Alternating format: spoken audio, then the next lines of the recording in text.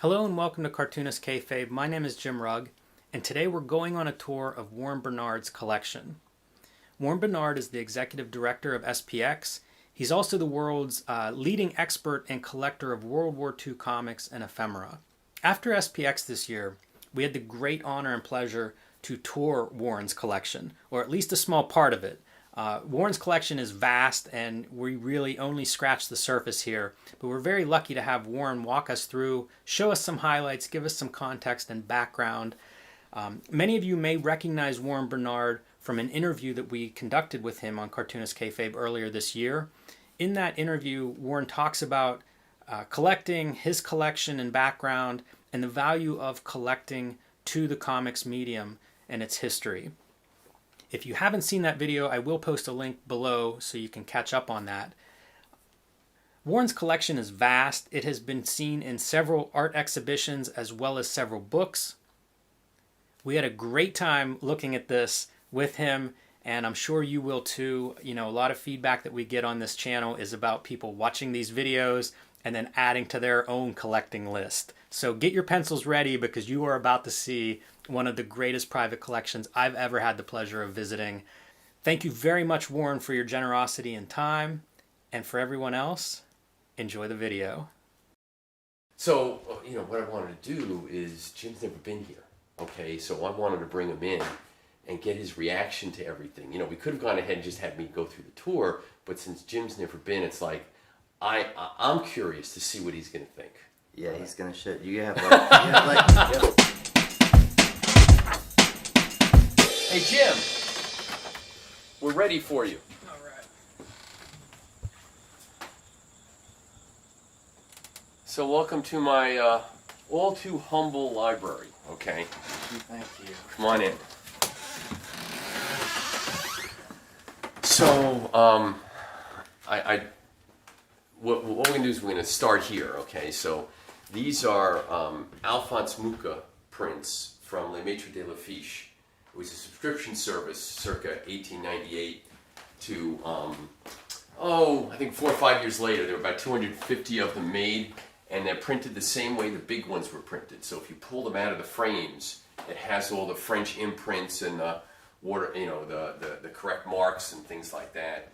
And the first one is La Samaritaine, the Woman of Samaria, and the second one is Gismonda, which is the one that put him on the map in terms of being a poster artist.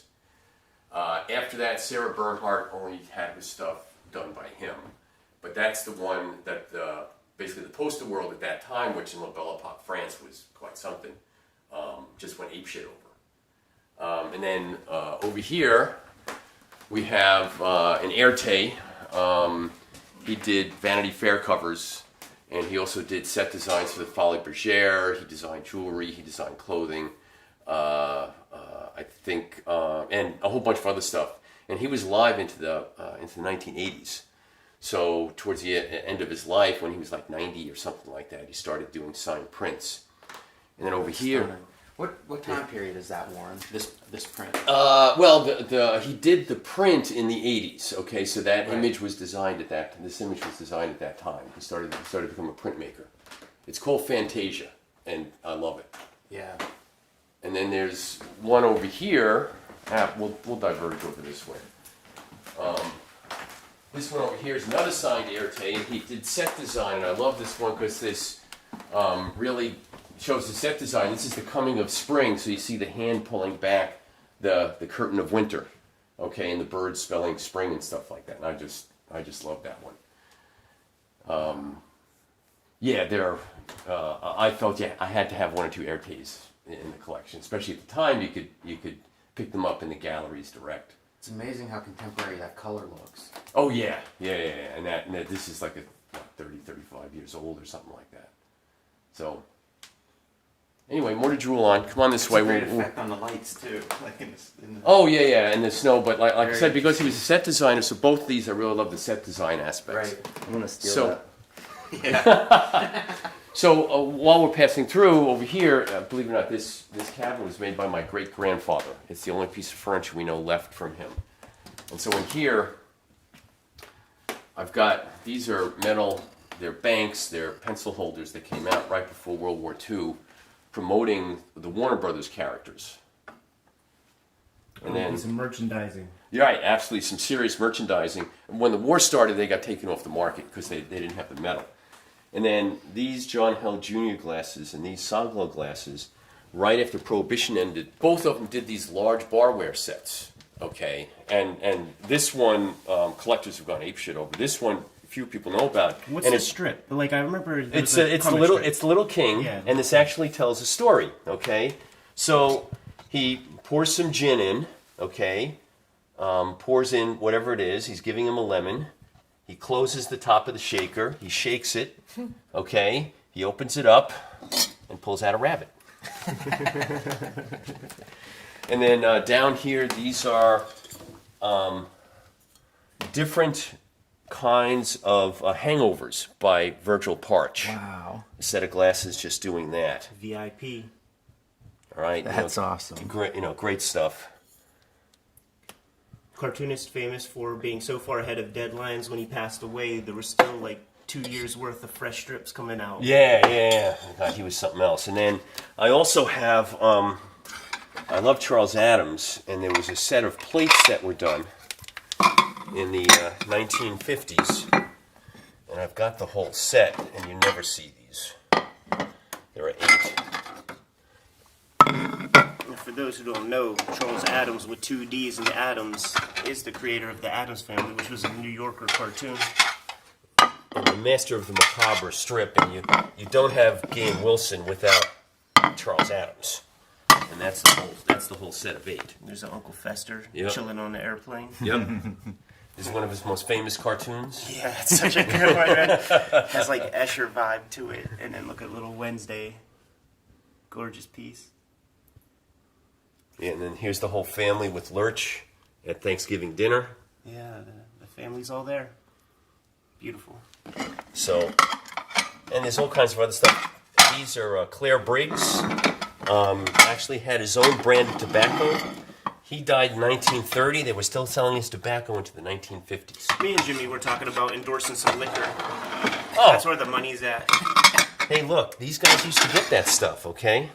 And this is when I was a little kid, this is my Captain Kangaroo mug and my Davy Crockett mug. Did you have a Red Ryder BB gun? With No. a forbidden stocking thing that tells No, I didn't have one of those. So, oh, yes, that would help. Thanks. Warren, do you ever read Tom DeHaven's Derby Dugan? Yes, yeah. That second book is it gets into like the 30s adventure strips and stuff, and it makes me always think of this because there's parties and things, and like those cartoonists, you get a shot of their celebrity at the time. Well, and over here, to emphasize that point, I have a big collection of glasses by famous cartoonists, okay? And it's all, strangely enough, barware, okay? So Willard Mullen, the great sports cartoonist, did a series of glasses that were Casey at the Bat, all 13 stanzas. Wow. And here's stanza 2. All right, and you've got... We're leaving if you don't have all 13, by the way. I don't. We're out of here. I'm sorry, I don't, okay? And then back here, this is from a book called Liberated Latin that Otto Saglo illustrated. And this is the whole set of 8 glasses from that. And these are all tumblers to be used as barware. Because back in the 40s, 50s, 60s, everybody had bars in their basement, okay? In fact, they designed houses. When I was a little kid, there was a bar in my basement. My parents never drank, but there was one there anyway. So that was all really big. And these are from my mom. My grandmother cut out Wheaties box tops and sent away, and got the Shirley Temple mugs from my mom. Were your parents collectors then? Oh no, No, just my grandfather was, okay, Okay. so I can safely blame my collecting on my grandfather. He was a collector of stamps and coins, and so I have all the stamp and coin knowledge in my head. I mean, there's a lot of shit in my head, and that's part of the shit. You know about that inverted Jenny and all that? Oh yeah, sure. I know. Yeah, I know about that. It was the one sheet. It was cut up, and the story goes the postal guy realized too late he'd already given it across, and he was like, "Can I have it back?" And then it got divided up, and people made a shitload of money. Yeah, I know. Let's About keep things going, man. This is Cartoonist Kayfabe. Yeah, you asked. Okay. Yeah, I did. So over here are more glasses. Okay. And some of these are incomplete sets, and I've never seen the complete sets. So you've got Rube Goldberg, you've got 2 Dr. Seuss glasses. These 3 are a very old William Steig glass collection that I've never seen. Sid Hoff, another Virgil Parch, and this is How to Give Up Alcohol. Very important for those cartoonists of those days, man. Right. We could get into that issue of Blab. And then up here, you've got Gerald Williams' Bull of the Woods, the only newspaper strip of any kind that took place. That was a blue-collar strip, and it took place in a machine shop. And the Bull of the Woods was the foreman of the machine shop. And I've got other stuff by him, but it's very unusual in the history of comics because it was strictly blue-collar. And Williams went ahead and took those images, and he got it on blotters and calendars and stuff like that. And when you collect them, these were all old industrial shops that went ahead and used his material to promote their little enterprises. So, and then on the top, these are from the TV show from the 60s. We had the Robin one when I was a kid, and I liberated that. Then I found the others over the course of time and just completed the set. The Kayfabe effect is real, Warren. So if the Kayfabers have a couple of these glasses that you're missing, we'll put them in touch with you. Oh, okay. That would be great. Well, come on in here. So we have, we've got, this is Matt Boers' stash. So these are originals by Willard Mullen, who was voted Sports Cartoonist of the Century. Deeply influential in the history of sports cartooning, which right now is basically dead. Right. You know, this branch of this profession in the cartooning world that at one time provided really good salaries to people, it has evaporated. And when he died, when he retired, the National Cartoonist Society voted him Sports Cartoonist of the Century. And these were printed in the New York World Telegram and Sun and in the Sporting News. Like this Joe DiMaggio one, you see the box above his head? Okay, that box is where they would lay in the New York World Telegram and Sun logo. And this one here is from the only perfect game ever thrown in the World Series. And there was an exhibit of this stuff up in New York, and I lent a bunch of stuff. Did you also lend material for the Fantagraphics books that were made from his work? No. No. Yes, I did. As a matter of fact, all of the color work in that book came from my collection. And then there was a bunch of other stuff, and I helped edit and stuff like that. But yeah, every color piece in that book came from my collection. And he was... Just look at the work he put into the shoes. Okay? Look at that. Look at that old school Zipatone, man. Oh, yeah. But look at how effective he was. Look at the folds, okay, in the clothing. I mean, it's, you know... Good body language. Oh, yeah. It's all there, man. Yeah, his gestures were impeccable. And by the way, over here, let me point out that this is Willard Mullen. He drew himself into a number of his cartoons. Looks fun at parties, man. Oh, he was a heavy drinker, yes. Like, you know, as a lot of those guys, you know, these were cigarette or cigar smoking, fedora wearing, that, you know, if he was a journalist, he'd be banging out the typewriter, but that's the way those guys rolled back then, okay? They drank a lot, they partied a lot. So, over here, ready? Yes. Oh, man. So, there's all kinds of stuff. So, this is the famous artist school. And one of the things I collect are cartooning courses. You know, that big thing that was at the Toonseum. John Kelly came here, and I'd never done it before. I laid out my entire cartooning course collection on the dining room table, and he was like, holy fuck. It's like, where'd you get all this shit? This over here, this is over 600 cards that were done by Robert Osborne to train naval pilots during World War II. Oh, wow. That is an amazing body of work that most people don't know about. And it was so successful that when he was discharged from the Navy, they gave him the third highest naval honor for the work he did in reducing training accident rates. That's how powerful that cartoonist was. And I hope one day... This is all Disney material, so these are all magazines with articles about Walt Disney in them. I've got some pulps, there's Platinum Age in there. Anyone here a Dr. Seuss fan?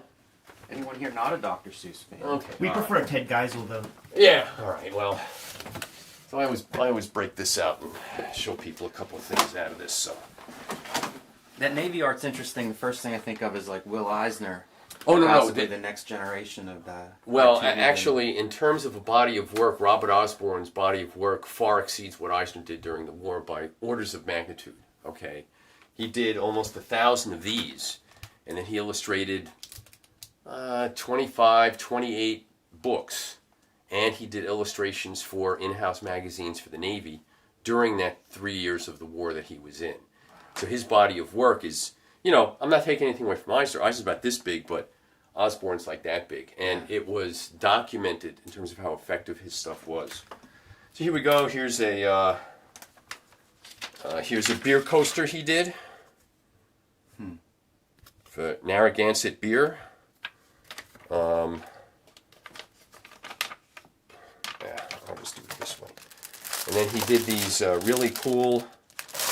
He did ads for Flit cartoons. So this is a really rare booklet from 1928 that is a compendium of cartoons for the insecticide Flit.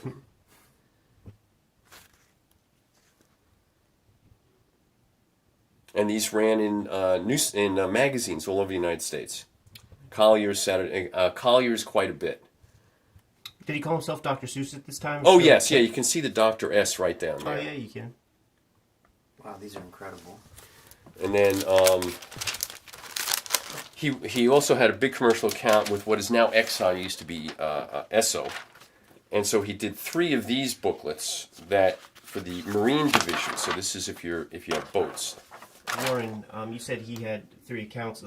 Well, he had many commercial accounts. He was a very successul commercial illustrator. Was he a freelancer? Did he have his own kind of studio ad agency, kind of like an Eisner Ivory? No, not in the least. It was all him. Yeah. Okay, I'm not aware that anybody worked with him or ghosted for him, anything like that. Mullen, he did have a ghost. Gene Bassett ghosted for him. And so in these were put out by Exxon, Esso Marina, Esso Marine Oils and Greases. So, and these were all the different companies that Esso comprised at the time. And in here, see the center, all the lubricants. And every page has got these just amazing, or pretty much every other page, has just one amazing Dr. Seuss cartoon after another.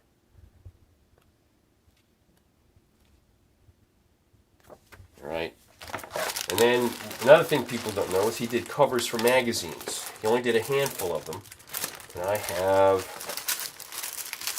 I'm missing 2 of them, so I apologize for the deficiencies in my collection. And so, here we go, here's Judge. Hey Warren, is that Drew Friedman?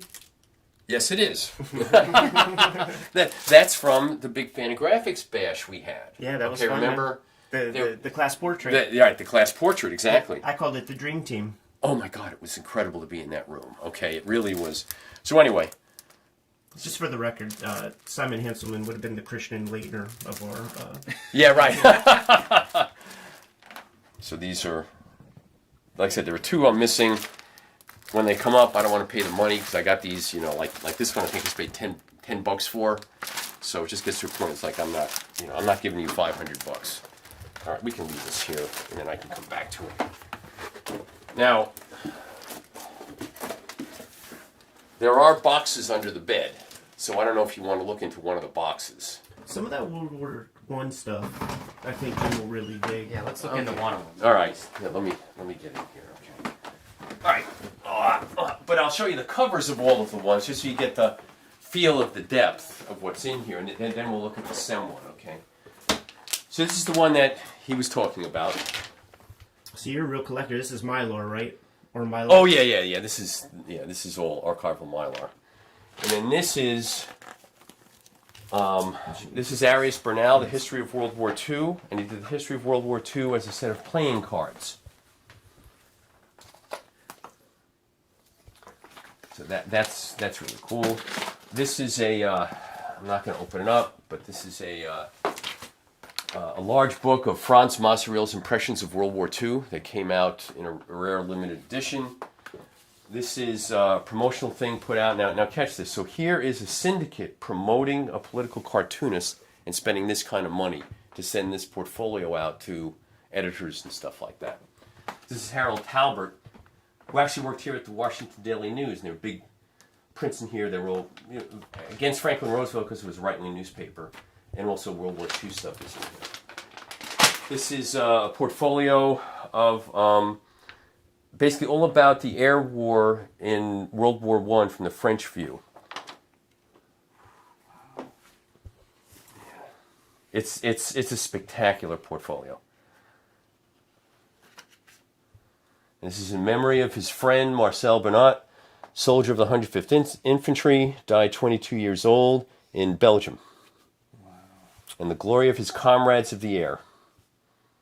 So, anyway. Is this two-color silk screens or?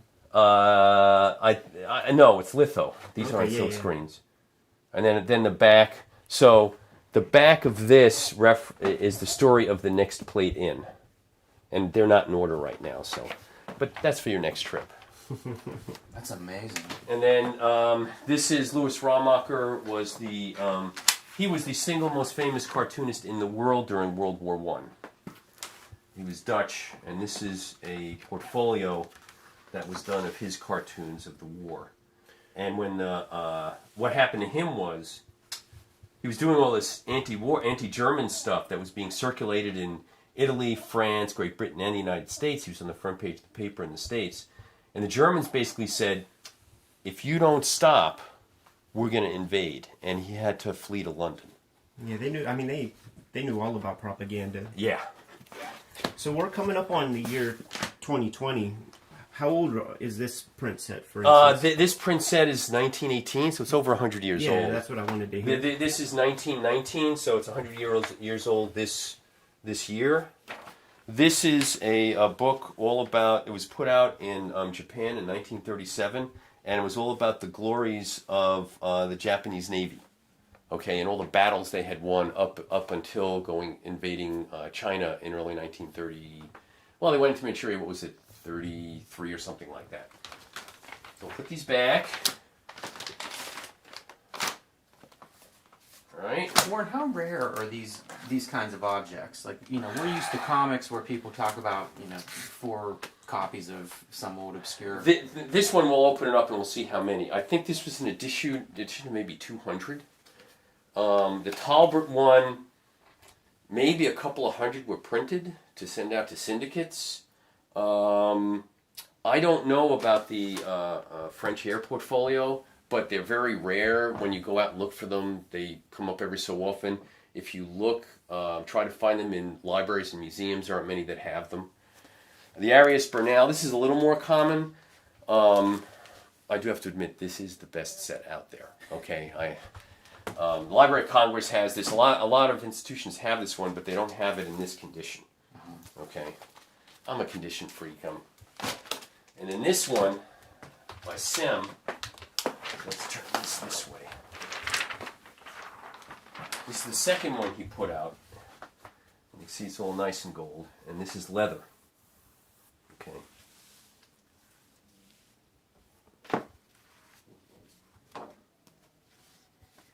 25 drawings and a watercolor. This is the second album, like I said. The first one's okay. The first one was lots of propaganda, but this one has a little less favorable view of what was going on in the war. It showed more of the drudgery as opposed to the glory, and that's why I got this one. And so here, this is the original watercolor by Sem. That's amazing. And the print is in here. And we'll get to the citation page about how many there were of these. It's a great piece. I mean, this is battle scenes. Yeah. I don't know about you, but I wouldn't want to go to the front either war. And you can see where some of the graphite came off on the tissue paper.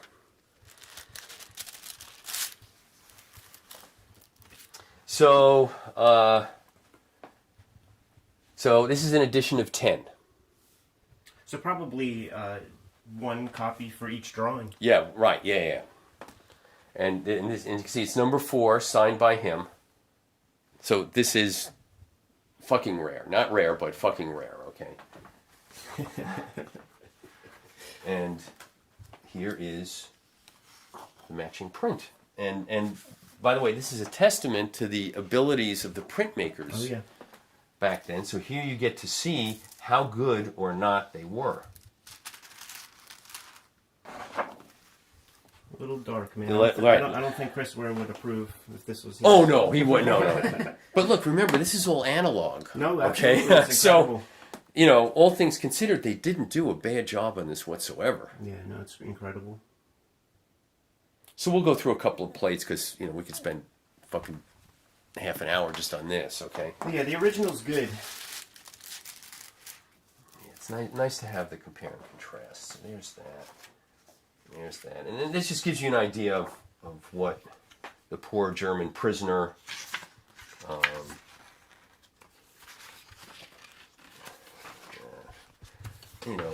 here you go. You start here they start to show some of the drudgery of the war, and there's a dead horse in the background. Oh, that's brutal. Guys here at the front.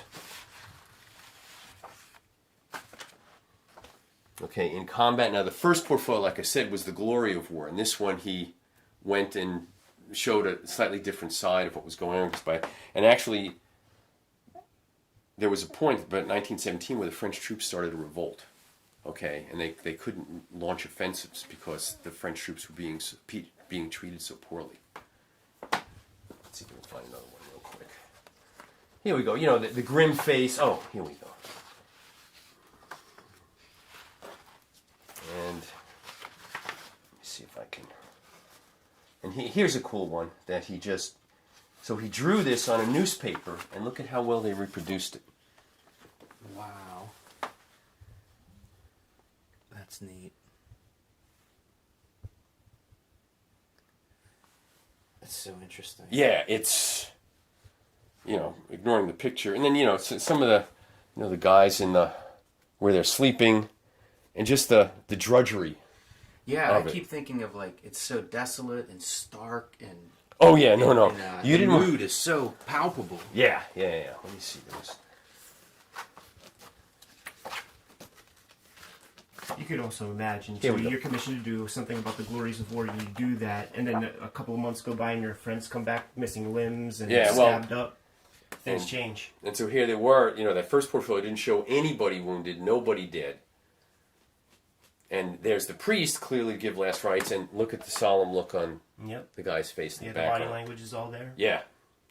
Incredible drawing. Look at how the shoes just meld into the ground. Oh, this guy was great. It's not comics, but this guy did a lot of comics. Okay, so he did... Well, there used to be a concept called political and humorous illustration that has kind of gone out of favor, and so it sits in between this world of illustration and cartooning, that people who are much more representational would go ahead and do this kind of work, but it was published in political magazines. Yeah. Okay, and so and it's not a cartoon, it's not an illustration, it's in this gray area in between. It reminds me of reportage, oh, before yes. photography would have been the dominant record. You see a lot of those images, and it reminds me of that. Yeah. Now, that's what we now call it, but reportage is normally associated either with some level of sequential art, like a Joe Sacco, or some level of you've got the drawings and there's an essay to go with the drawings, and this is neither of those, So, anyway, it was pretty grim. Look at he's not happy. No. Let's see if I can get these back in. I mean, this is just a wasteland. It's incredible. Yeah. There's. I'm sorry, I have to take some time so I don't bend any of these when I put it back in. I want to point out one thing about this, all right?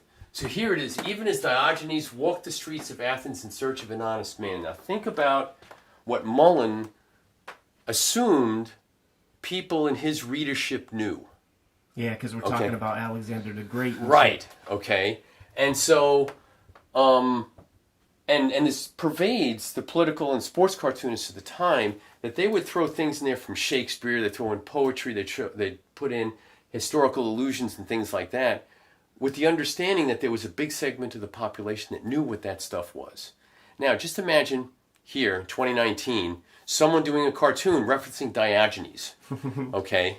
Yeah, the only reason I know about it is from the Peter Chung cartoon, man. The creator of the philosophical school of cynicism. I get it. You learn things from cartoons. All right, so shall we continue?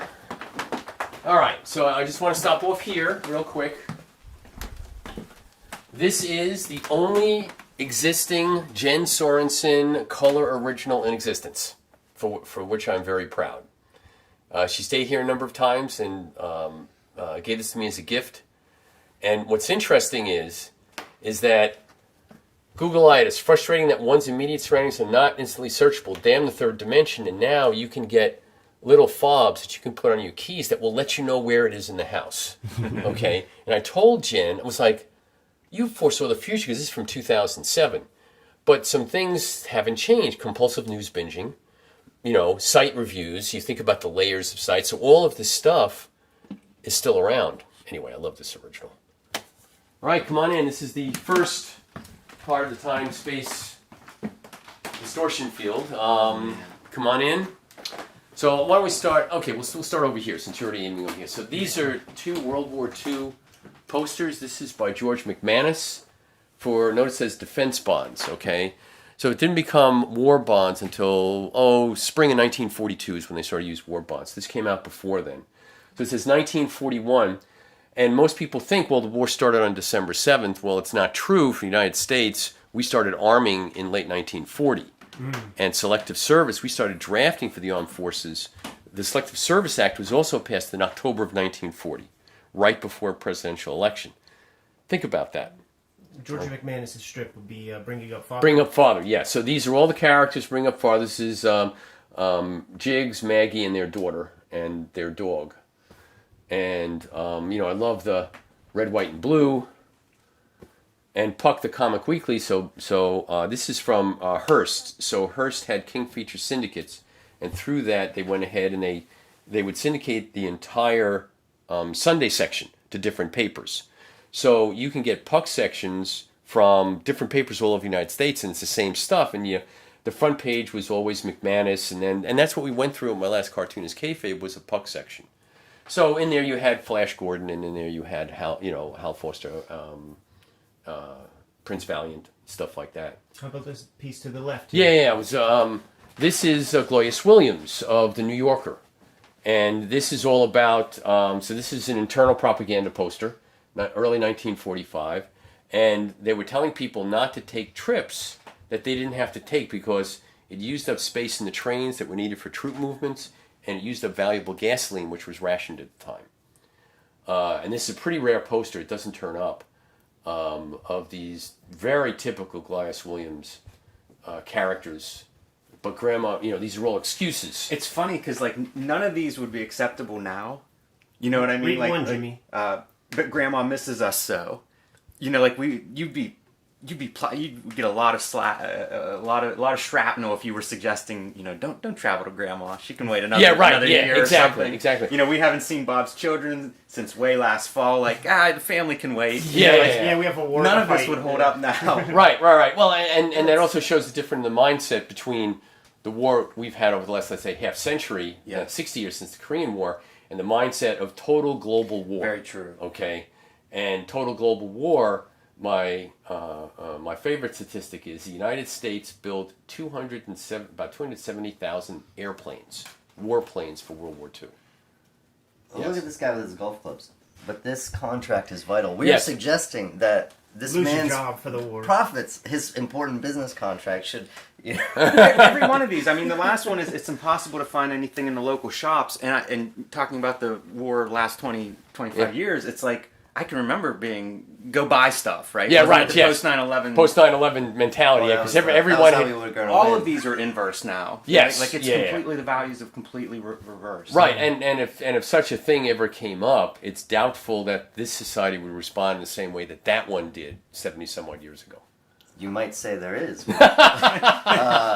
Travel has some consequences, like environmentally, but we would probably never, and there's a movement out of Europe now. I forgot this young girl, like 16 years old, like don't fly in airplanes, and people are starting to take more trains, and it's actually impacting the low-end airlines in Europe, that people are starting to go by train more.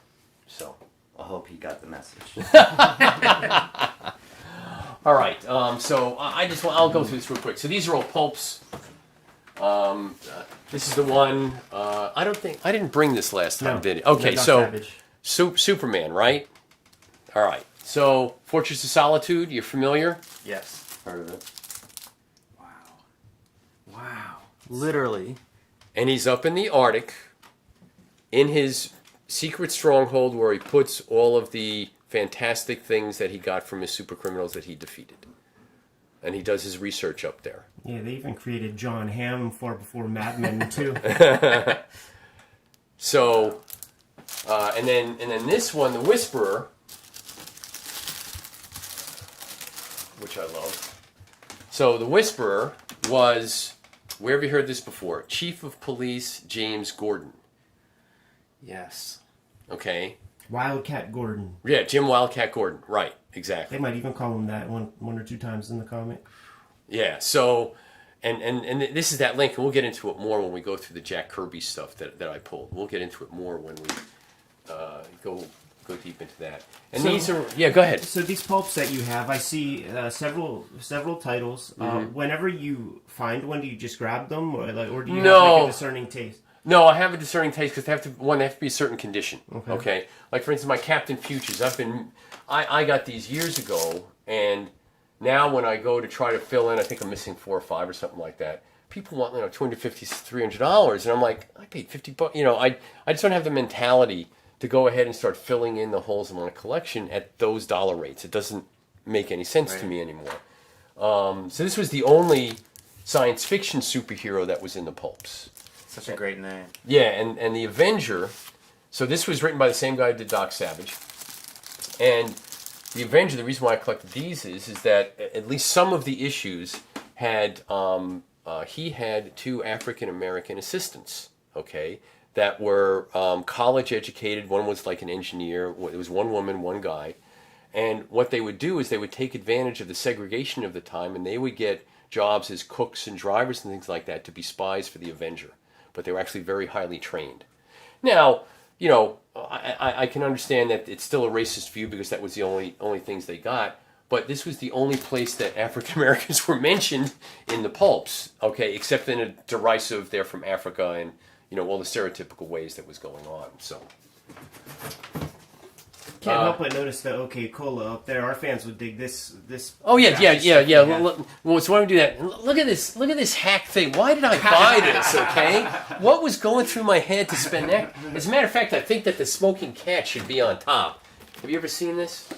The Kaz smoking cat. Oh, that's fresh. That's great. That's fresh, man. Isn't that great? And you can see the cigarette is right down there. So you pop that bad boy in there. Ralph Steadman.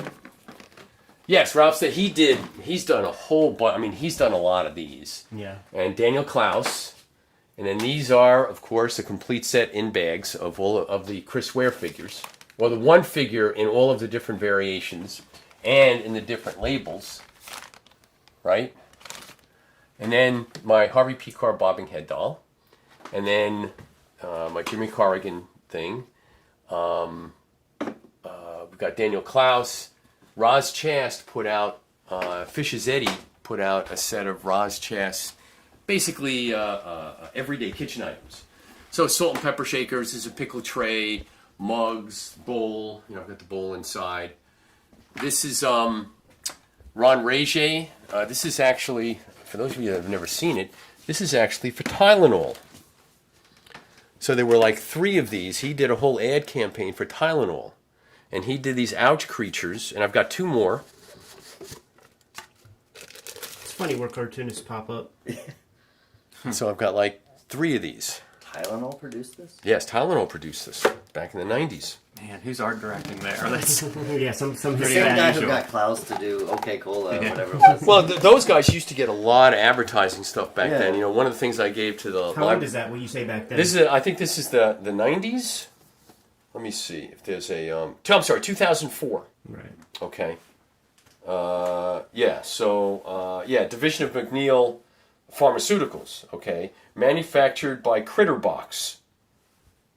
Brought to you by the makers of Tylenol. Matt Bors, do you have things to say about the opioid epidemic? And Let me see. I've got my buddy Bradley doll. oh, how about that? Oh yes, yeah. I got the Mark Beyer doll. I'm sorry, I can't get up there and Yeah, get of course. How old are those, do you think, man? it. Those I think are from the 90s. Okay. Yeah, so I got those. It seems I got a lot of Chris Ware stuff. Yeah, you gotta have some tchotchke stuff. All right, so going through here real quick. This is Operator 5. So in every single issue, the United States gets invaded. Either they get invaded by some despotic ruler in Europe, or some yellow horde comes across from China. As a matter of fact, the Yellow Horde, I think was the name of it. It ran like 25 or 30 issues of the United States being invaded. And Operator 5 worked for the Secret Service, and he always saved the United States from pure despotism. And what's funny is you read through, because all these had clubs. Okay, so there was a Shadow Club and a Doc Savage Club. And you read stuff about the Operator 5 Club, and you're like, oh my God, look what's going on in Europe. I was just over in Germany, and look what's going on, and look what's going on in the United States. We got to stop it. Okay, so there was this real right-wing fervor going on within the clubs within Operator 5. Okay. Wow. All these are magazines with articles about the old cartoonists in them. Okay. Including, let me see if I can. This stuff would be like pornography to Mark Newgarden. Oh, yes. Well, yeah. So here, this is one most people don't see. It's the second of 2 parts. And because I'm thinking of your T-shirt in a way. Here we go. Good triumphs over evil. More about the comics by M.C. Gaines. Oh, wow. Max Gaines. Okay. Creator of the comic book. Creator of the comic book. So this is another article about what the production side is of comic books. And he published the original Wonder Woman. Look at that is Yes. amazing. Like the sketch Yes. pencil version. And here's the script. The first step in creating a comic magazine, page script edited and ready for the artist. That's amazing. Man. Okay, so this goes through the steps, all right, and it has art department of engraving plant where color separations are made. So everyone's talked about. That's incredible. That is. That photograph is in Comic Book Confidential. Yeah, This feels like Wizard for a previous generation. yeah. And then this one, this is the 4-color newsprint rotary press. So this is, so these things are like the size of a floor of a building. Yeah. Okay. That's amazing. And then here is a battery of special machines which fold, stitch, print, and count the completed comic magazines. So after they go through the printing press, they have to batch them up to get ready for the distributors. And I was lucky. This thing is really rare, and I was up at a antiquarian book sale up in Boston. And a guy had a whole, and this is print magazine, so this is just for the graphic arts. And so there were 2 of these that MC Gaines did an article. And this guy had a stack about that big, and I'm leafing through, and I was like, well, wait a minute, I seem to remember. And sure enough, the very last one in the stack was this one. And did I keep the price in here? Yeah, $25. Okay, I just threw the money at him. Do you have any idea how you knew this even existed? Like, what would you have read or something? To have known I that he did. this? Well, a couple of things. One, I did a lot of study going through bibliographies, okay, in different books, and you read a lot about comics history. I had seen it before, or I had read about it somewhere before, so that's how I knew. And some of these, I'll be reading an article and there'll be like a citation. I'll go read the notes and where this thing come from. So it's a myriad of places that I go ahead and I find these things. It's like the research side of collecting. Oh yeah, exactly. Well, yeah, exactly. Obviously, they go hand in hand, but it's interesting to hear that part of it. Yeah. So the same mindset that I used for going through Cartoonist for Victory to put that together, that same mindset was in this collection. So they've got I forgot the name of it. So every year in the United States, there was an analog cross-reference. There's a book about that thick and about that high that listed every magazine article ever published in the United States for pretty much all the major magazines. And in there, they would cross-reference everything. So you could go in there and look at comics or humor, and they would list the articles, and I would go back and go through those and take pictures and then try to find the articles. And so this is...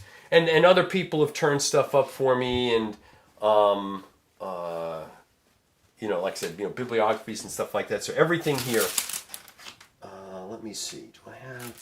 I think it's this one. Warren, do you have a copy of Seduction of the Innocent? No, I do not. Is this one it? Yes, here we go. So in the science magazines of the day... I'm glad you pulled one. I saw a couple Popular Science Monthly. So in Popular Science, Popular Mechanics, Modern Mechanics, there was all this animation stuff. So check this out. What time period is this for? This is 1936. Real scenery for Popeye. So this shows how they did the three-dimensional effects in the later mid to late 30s Max Fleischer cartoons. Wow. And so this is the whole contraption. And this is from I Want to Be a Lifeguard. And if you watch this scene... I'm sorry, right down there. I just want to see this thing. That's amazing. Okay. And that's a three-dimensional model they built. And so they put it on this table, and what they would do is they'd photograph through here, they would crank the table to go ahead and match the one additional frame in terms of moving forward or moving backwards. And so the whole thing was connected and was patent pending and stuff like that. Okay? Control for rotating table, overhead for lights and stage setting, and they would build these elaborate sets. Okay, and then they would lay the animation cell in front of it, and it would give you the illusion of actually walking through a 3D set. That's beautiful. Okay, isn't that great? That's amazing. So, only an idiot like me would go and collect stuff like this. So as you can tell, there's a ton of this material. These are all, let's take that back, I can deal with that later. These are all cartoons magazines. These came out 1912 to basically 1922 for the ones that are seriously collectible. And in pretty much every issue, okay, then I'll just leave that there. That's fine. I can go back and cover it later. Your cat won't eat that? Thank God, no. Okay. So, this is a typical issue, the World War I stuff, but in the back, at least if I can get this quickly, for those of us into Christmas here. Was that Thomas Nast? Yes. The page before? Yeah, so, well, no, these were contemporary ones circa 1917. Okay, so these were Christmas ones done by the cartoonists of the day.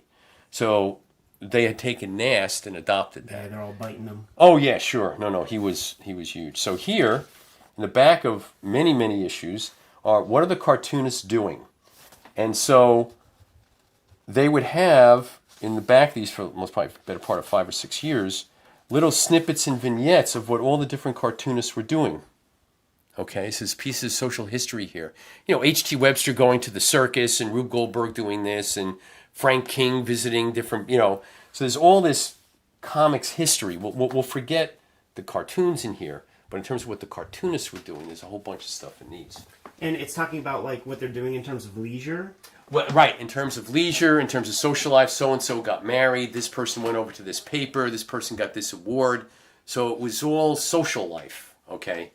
Weird. Because the first thing I think is, who gives a fuck? I think it is cool to have that record. Right. But... Well, but think about today, People magazine didn't pop out of nowhere. That mindset of wanting to know what these famous people were doing has been around for better part of 100 years. So, so down here, these are all. This is Puck, Life, Judge, and Lereer from France, all from the Spanish-American War. This is all World War I stuff. These are Rube Goldberg's stopper. Do you want to see these? These went into liquor bottles. Does it work like a Rube Goldberg machine? All right. You asked for it. Okay. You guys, maybe mousetrap. Okay. So, take a second for me to set this up, okay? And then I'll wait till later, and we'll just move past here to. Remember what I told you about? This is the first part of time-space distortion field. Okay? So let's see. So we start like that, and then we start like that, and he starts drinking, and then he drinks a little more, and then.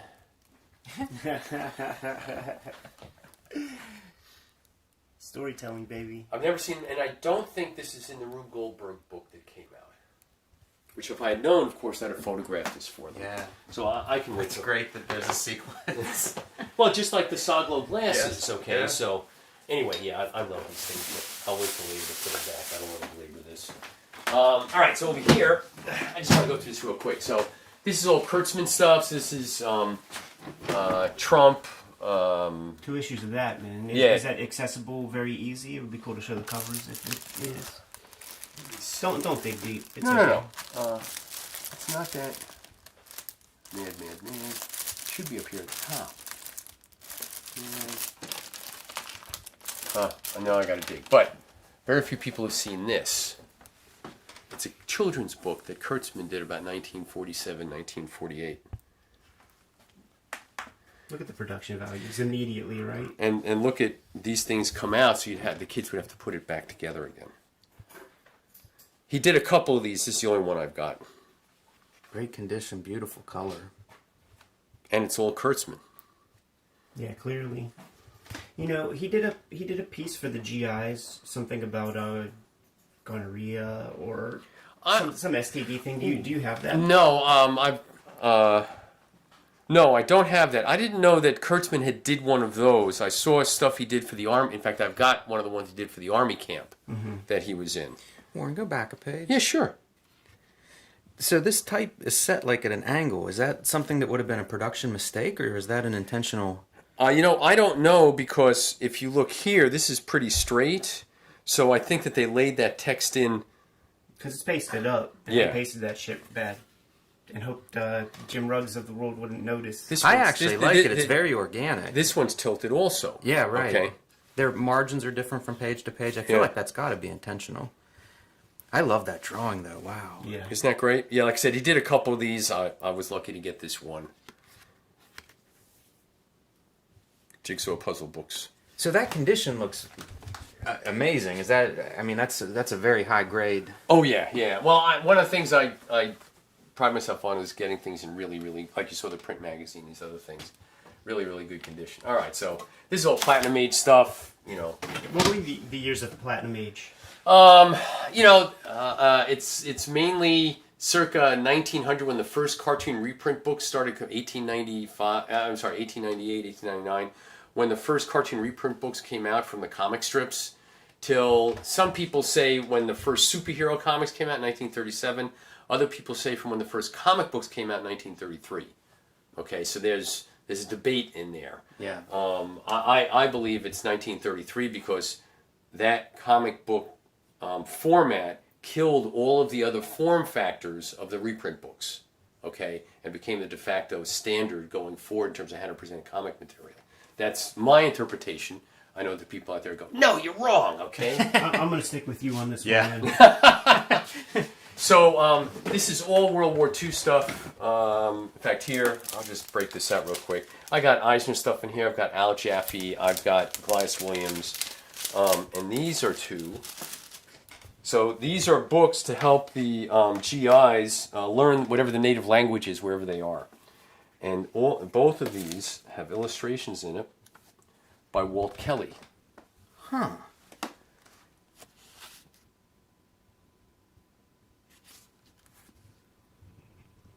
It's such a different presentation. You know, these entertaining illustrations and something like this. Imagine the equivalent of this today. There'd be no humor, no entertainment. Right. And that's what they do today. They make it very straightforward. It's very rare you see anybody trying to humorously put it forth, but they were trying to engage these guys. Let me see if there are any more. Here we go.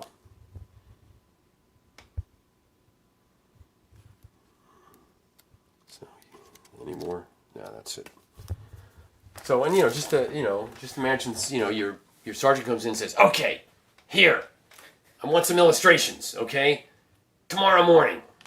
I need a toilet. I need. Yeah, right. Yeah, exactly. Let me see. I know that there are Will Eisner fans out there, so I might as well break these out. All right. So everyone knows Joe Dope that he did during all the stuff he did for PM Magazine. Yep. Mm-hmm.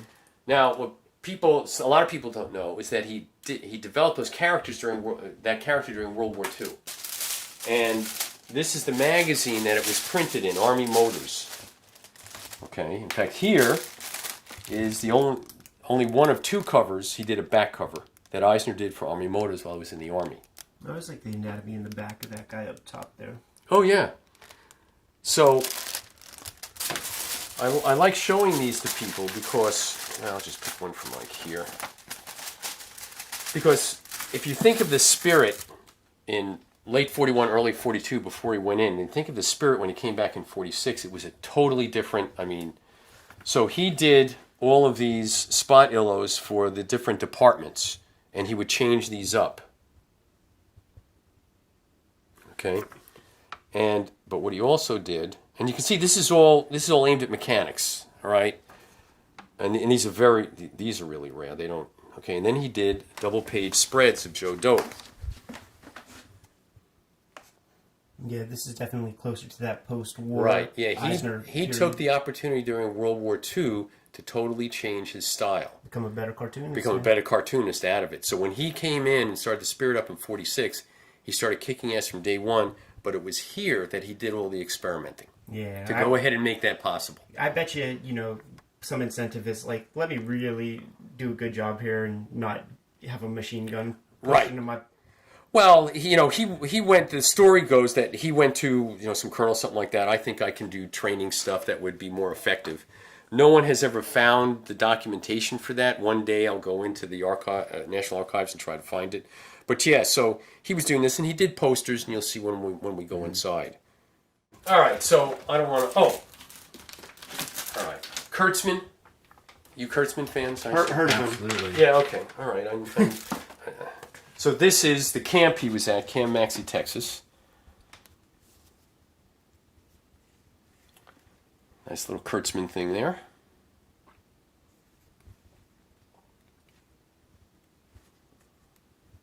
Where is it? Home is where you hang your rifle. This is like, hey guys, come on in. That's not by Kurtzman. There we go. The camp. The bird's eye view map of the camp by Kurtzman. There it is. PFC H. Kurtzman.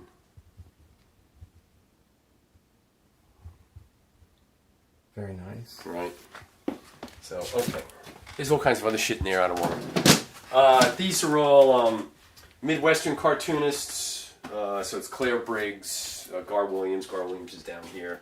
More World War II stuff. These are all these books that came out the early part of the last century, circa 1900, let's say 1920, where cartoonists would get together, pitch to the local businessmen, we'll do a book about all you businessmen and give us some money. And so they're all portraits of these old dudes who would basically run the entire capitalist system. This over here, Winsor McKay's only World War I poster. He did one poster after the war, but this is the only one he did during the war. And where would you find this? Is this something that you would look for on eBay? Well, this one, just by sheer accident, I found on eBay. What happened was I had lost a bid in an auction. Okay. Like a proper auction? Where Yeah, you hold up proper the auction. units? Yeah. Well, it was online, so you do the online bidding, and I lost. And I was like, fuck. I was pretty pissed. And I went out, and some guy had one out on eBay. He wanted a lot of money, and I offered him less than a lot of money. Mm-hmm. And I got it. And it's very rare. I've had people from a couple of different libraries come in and go, we don't have this. Hand lettered? You think? I see a lot of imperfections. Like that. Oh, yeah. All this stuff was hand done. Yeah. Well, they might have had stencils. Okay. Sometimes they had stencils that they would use. Like, for instance, I'm sure that this was a stencil. Yeah. Okay. But you can rest assured that that's hand done. Yeah, I mean, that is McKay's hand. All that is hand done. This is great. The Liberty Loans, America fighting behind the Liberty Loans, devastation, starvation, war, pestilence, and death. Let's sign up. Right. All right. So over here, this is I don't collect a lot of originals. I got these many years ago. So this is a Doonesbury I got, and this is a rare. These don't show up. The Bloom Counties. This is like a 1983 Bloom County, and they just don't show up at all. And this is a Pat Oliphant from Watergate. Nixon being chased by the Watergate bugs. And then over here, this is another Dr. Seuss item. This is the beer tray for Narragansett beer. And then this, going back to the barware sets, right after Prohibition, this came out, which is, here's how. This is typical Flapper, John Hill Jr. stuff. And these are the recipes for a lot of the very popular drinks of the day. And here, we're not going to go too deep in this, okay? Are you ready? Are you ready, Jim? Let's do it. Okay.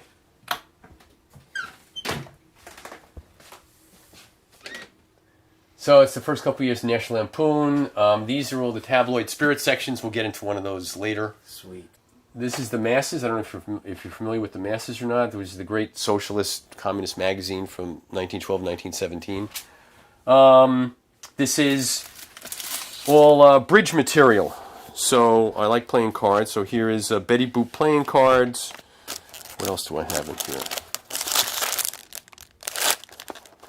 And postcards. Jimmy Hatlow. Anyway, there's a lot of rare stuff. I don't know if you've ever seen this. This is pretty rare. This is the box set that came out.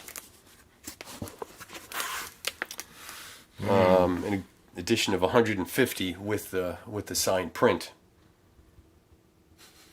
You don't... Yeah, I like that. With Crumb of all people with the all-knowing third eye. Oh God! Wait a minute. What if the expat community finds out I have Crumb stuff? We didn't get the outside of the house, man, so we shouldn't be able to find the place. All right. So anyway, there's all kinds of other shit in here. I don't want to belabor that point. Okay. So do you guys want to see my Flaming Carrot T-shirt collection? Very much. Let's see it. So I don't know what came over me. All right, but as they came out, I went ahead and bought them. And when were they coming out, man? They were coming out in the 80s. So I think it's in this drawer. That Bob Burden guy, man, he knows how to secure all the Oh, here we go.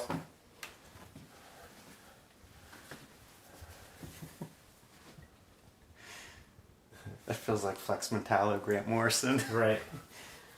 Flaming Carrot's one of those pieces, like, I've heard so many people talk about Flaming Carrot. Like it feels like this time type shit. Yeah, a little before, but it feels like one of those important books. You know, it had the zeitgeist or something. This is one of my favorites. So this one I wore a few times, okay? Would he do one of these a year or something? Is that? I don't remember the time, in terms of sequence. These all came out from Graffiti. Let me see. Okay, here we go. Here's another one. Right, who the fuck saved this, okay? That's a good one. That's my favorite one so far. Yeah, all those little icon pieces. All right, and then and I'll put these back later, so I'm gonna have a lot of cleanup to do after you guys. Yeah, well, we know you just sent the maids out to chill out, man, so that you Fuck. seem like one of us. when I was working in the corporate world, I had someone come in to clean. There's no question about that. Oh, here, this is something you don't see. Matt Groening T-shirt. Oh yeah, classic cartoon right there. Yep. Where would you have gotten that one if you remember? I don't remember where and you can tell I wore it. Would you go to LA? No. Oh, look, here's some more. Like I said, when I said I have all the Flaming Carrot T-shirts, I think I have all the Flaming Carrot T-shirts. Is that a completist impulse, Warren? Like once you bought a couple and you were like, I'm in, here's a new one. It was one of those things where it came out and it was like, okay, I'll get that one, and then okay, I'll get that one, then all of a sudden I I realized that I had done this, okay? Then you might be the foremost Flaming Carrot T-shirt collector. There was a So, movie well- with Pee Wee Herman called Mystery Men. Well, no, that's this, okay? Yeah. I just wanted people in the comments to try to tell me try to I'm me. sorry, I love this. Cracked me up. America's second string blue collar brand X superheroes, okay?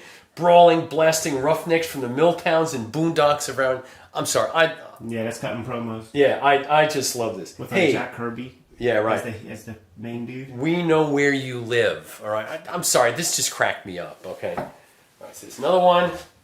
God, I've got more. I think one of these is a dupe. Classic, iconic superhero pose Except- on top of the building. Yeah, right. Overlooking his city. Yep. No dissing Bob Burton, but it does look like you got a whole lot, man. And our time is limited. Yeah, right. Well, no, I think this is this one. There's only 5 more. This one I think is a dupe. Okay. God, I didn't realize it was this many. I'm sorry, I've never shown anybody these before. Yeah, I feel like we're revealing something, man. I'll give you a small opportunity to cut this part if you wish. No, it's okay. I mean, people have to realize that I'm just not into... Look how Ogden Whitney like that lettering is. When I think of Bob Burton, I think of Ogden Whitney. Yeah, I see it. So, anyway, so there's... All right, you won't see that anywhere else, okay? But I also have to, I got to prove to people, people are probably saying, oh, it's just got old shit, okay? All right, come on over this way. And I just want to show you that I have semi-old shit also. Come on in. So this is the upstairs library. Sorry, it's a little bit of a mess. Come on over here. Come over here. The mascot. There it is. Abe. The librarian. So, up here, in fact, you said you wanted to see this. Oh, don't get up Okay. there. So, there's the Star Wars one. Actually, Ed, you can probably reach it, but that's neither here nor there. That would take another 5 minutes. And of course, I have all that because if I didn't have that, Ed wouldn't come to my house. Yeah, definitely judge Okay. people by their... This is all material. This shelf is all stuff that I use for articles I wrote for TCJ. These are all biographies. And they're Warren, all- do you know what the blue, black, and white book that's horizontally on top of those books? What is? That's an Al Williamson. Over here, this is all the Marvel books that came out, including the Marvel Masterworks. And I got these editions. I don't know if you've ever seen these really magnificent editions that came out. Sons of Origins, that's the classic joint. Yeah. All right, and, this came out with, and so these are all. Okay, so these are all first editions. First. Yeah, like the first issues. Of The first issues of all the different characters, and they put it in the back in the 80s. They did 80s and 90s. They did this stuff. X-Men famous first. This is all the famous. This one. Yeah, that's a classic one right that's there. a classic. And then what's it? Dreamhaven Books. I think up in Minneapolis. I would go visit my friends, and Neil Gaiman would come through and just sign stuff. So Yeah, he famously, whenever he goes to a bookstore, he Yeah. secretly signs the stuff. And this is a complete set of all the Sandman hardbacks, which are actually tough to get these days, first editions. These are the 2 Death books. This is a really nice box set of the first 3. I love this shit. Okay, I thought this was just brilliant. How do you discover Sandman? Because you're talking, like you were working a lot then, not collecting as actively. I don't remember. I actually started with like issue 25 or something like that, so it took, 2 years before it hit my consciousness. I don't know who told me about it. I love Brian Talbot. Oh my God, his stuff is fantastic. Okay, Tale of One Bread, Rat, Heart of Empire, Alice in Sunderland, that's a great one. Jeff Smith, Oh, yeah. he was kind enough to Nice. do that. New Luther Arkwright book 3 in the works, right? Oh, Wasn't that really? recently I announced? didn't realize that. Okay. And then down here, this is just all the, reprint stuff that came up. Just in case you thought, Jack Kirby, okay. And by the way, the only comic book collection I still have of any repute is I think it's FF5 through like 250. I'm missing a couple of issues in between there. That Batman, it's the complete Frank Miller Batman, I guess, Yes. before he's returned to the character several times. That was a huge book for me when I was a kid. I got hold of Yeah. that, and it was Oh, like that's so neat to have it all in one place. Yeah, and Great then- intro, cool art. As a matter of fact, here, show you my obsession. I don't know if you ever knew about this, but So Graffiti went ahead and put out the Archive Special Edition Batman.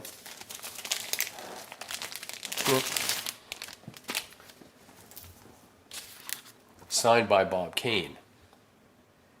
All right, and these don't show up anymore. So it was an edition of what, 525. What they would do, I'm sorry, Dynamic Forces. What they would do is they would say, hey, we're doing this book with signed or whatever it may be, and they would go ahead and do it based on how many copies that were pre-sold. And I've got more of this kind of stuff downstairs. So there was some stuff I would get. I did get these, so I don't know if you've ever seen these before. And, you know, I want to show people that I like the superhero shit. Okay? We understand you just teasing some foreplay before we get downstairs. Man. So Tomorrows did these books, and when each of these books came out, you got an email that said, hey, we're going to do a special Illustrator edition. We'll put a plate in there, select a character, and give us 2 alternates. And so in each one of these, you got... That's a good drawing too, man. That's not some like nonsense. All right, so there's Sal Buscema. My Joe Sinnoh. I'm sorry, I had to have Dr. Doom, and I just had to have that. Man, that is a really good drawing. Yeah. Very tight. Yeah. So, and I really like Joe Sinnoh's inks over Kirby. That's one of my faves. Johnny Romita. So this one's really nice. Yeah, of course. Beautiful. You know, I couldn't get, Green Goblin. I just got there too late, okay? So I was like, okay, I can survive with this. What a wonderful drawing. They do like a couple hundred of these, you think? No. There wasn't a couple hundred. There was maybe 30 or 40 or 50 tops. We're talking not a lot, okay? And like I said, you had to send in, here are the characters. Give us 3 choices, and then whatever they had is whatever they had. So let's find out, when was this? Yeah, 2007. So this is a little over a decade ago. They did this stuff. And Adam Strange. That feels real appropriate for your collection, because I think of Adam Strange as kind of like a pulpish kind of character. Oh yeah, absolutely. Well, and it was like, do I? And I think that the other one I wanted was the Golden Age Flash, but that was already gone. Mm-hmm. So I got the Adam Strange. Then I've got Mad Men. I've got this kind of crap. I've got all the all these Alan Moore, Prometheus, top 10. So I was paying attention. 100 Bullets. I really enjoyed 100 Bullets. Try to keep up. So I've got a couple of gentlemen's collections, and so I've got stuff here that came from old political cartoonists. These are the books that they had on their shelves that they would refer to. Up here, this is some of my collection for how to draw stuff. All up there. That's a topic I feel like we're going to get into at some point with some videos. Then come here. I've got some stuff that. What do you think is the date of the oldest how to draw? Oh, I've got like there. Up there. I think it's 1920s. It's this one. This one. Yeah, it looks like a holy tablet if I've ever seen one. Yeah, so Modern Illustrating Contributors, 1925 by the Federal Schools. And so all these different cartoonists are in here. Let me see if I can find some. And also the teaching methods. Yeah, here's Fontaine Fox, Claire Briggs. I know there's a section in here by Frank King.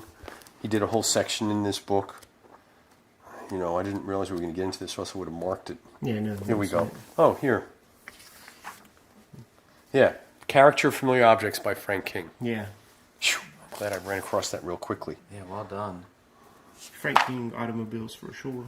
Yeah, so, and other creators would go ahead and contribute. Here, Oscar Cesar was a famous political cartoonist for the New York Post, circa World War I. Right, so, anyway, I got shit like that. Is this the... Yeah, here we go. George Carlson.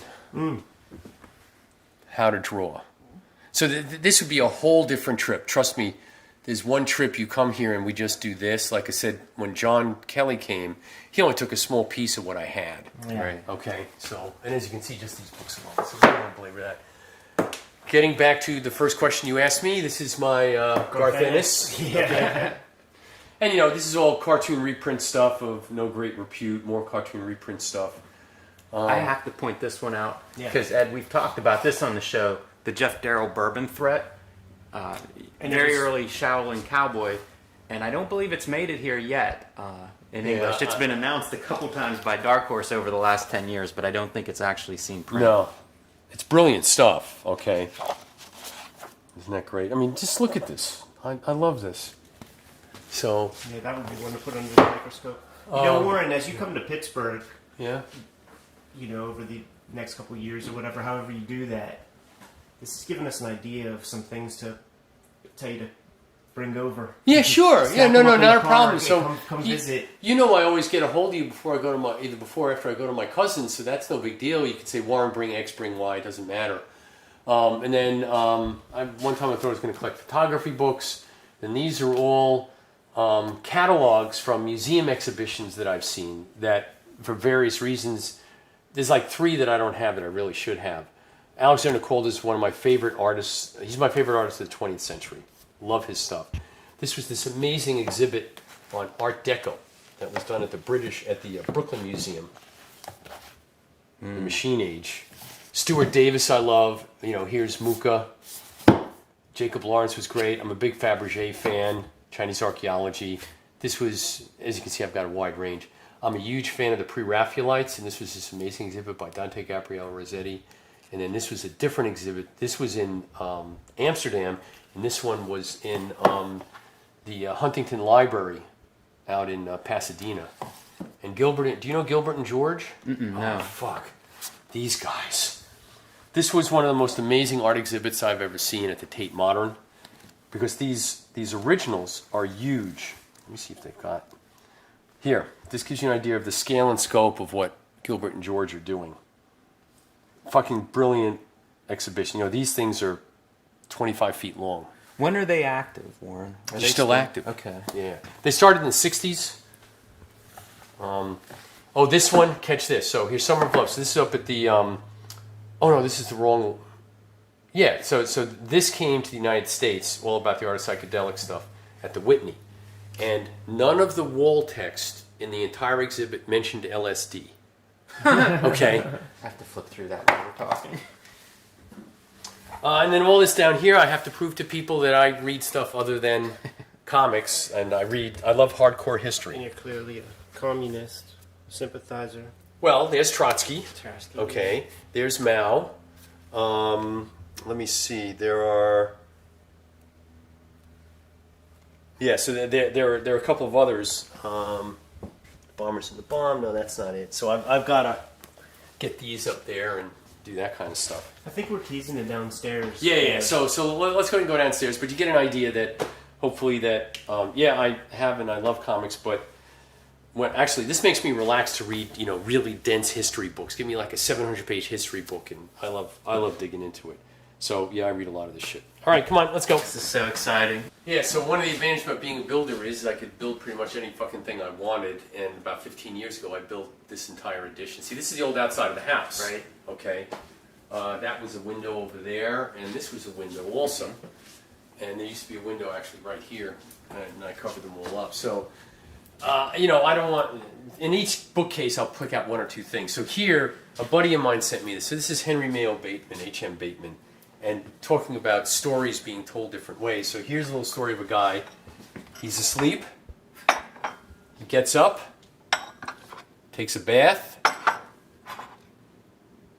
shaves, gets dressed, and goes down to work. Okay. A buddy of mine sent me this as a gift. What years? This or is era- circa 1935, 1934, somewhere in there. These are all New Yorker art. Pretty much the back are all New Yorker artists. So this is Peter Arno and Sam Cobean. This is William Steig. This is Ed Koren of the New Yorker. Okay. Is that your kitty? Yeah. And then Jimmy Hatlow. It's a whole series of glasses about playing poker. Helen Hokinson, William Steig down there, and then you've got Hokinson there. This is a great little promo thing from King Feature Syndicate. That is nice. From like 1953 or 54. And then, do you know if Archie started as a strip and then became a comic? No, it was the comic first, Okay. and then became a strip. And then, this is all modern graphic novel stuff all through here. I have some of the Outsider arts. I'm a big Mark Ryden fan. I've got some of his material. Pretty much all these came out through Dynamic Forces, so I've got all the Astro Cities. I love this. And these have these special plates, limited to 250, which is number 160. I love this stuff. This was Planetary. Oh, I'll get that later. This is another one of my favorite books that Joss Whedon did Frey. So this was basically the Slayer 200 years in the future, and this edition came out, which a lot of Buffy fans freaked out over because it's signed by Joss Whedon. But this is actually a really good comic. Mm-hmm. Okay. You got to have Sin City and Watchmen. I loved Powers by Michael Bendis and Oeming. I like Straczynski's early stuff. I was a big Babylon 5 fan, and so when he started making comics, I started getting into his stuff. Here we go. Flaming Carrots, Man of Mystery. All right, collected volume 1. Signed. Have you met Bob Burden? No, I never met him. And then this is, all graphic novel. A lot of this stuff is all signed in special editions. Yeah, that's right. Man, this hack. I don't know what he's doing on my... Don't say the H word, man. But you were very nice to me. I don't know if you remember this or not, but you gave me a nice... Come on. Don't damage it, man. You're going to ruin the value. No, you put nice drawings in these, for which I was very thankful. Where was the one in here? They'll believe you. Oh, here we go. Yeah, there we go. Wow, that is a good one. Yeah. I bribed him somehow. I'm sorry, no, I spent a lot of money at his table. And then, and I love the no-brow stuff coming out, James Sturm. Anyway, you can see what's going on here. Yeah, we see the Kachaka stuff up top. Yeah. There's Kachuk up there. You see the Tatsumi right there. That's some heaters. Yep. You can't say I have a narrow focus on comics, okay? So over in here, the New Yorker stuff. This is the Velvet Glove that Jimmy always talks about on the channel. Oh yeah, I love that cover version. Yeah. And then this one is... Got the book plate. Yep.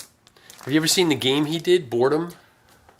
You know what? I had you bring it to the house. We just didn't have a chance to look at it, man. So does that mean we have to do it now? Yeah. All right. Pull that baby out. Let's do it. If I remember correctly, the wheel always, you always end on suicide. Yes, right. Yeah. So here we go.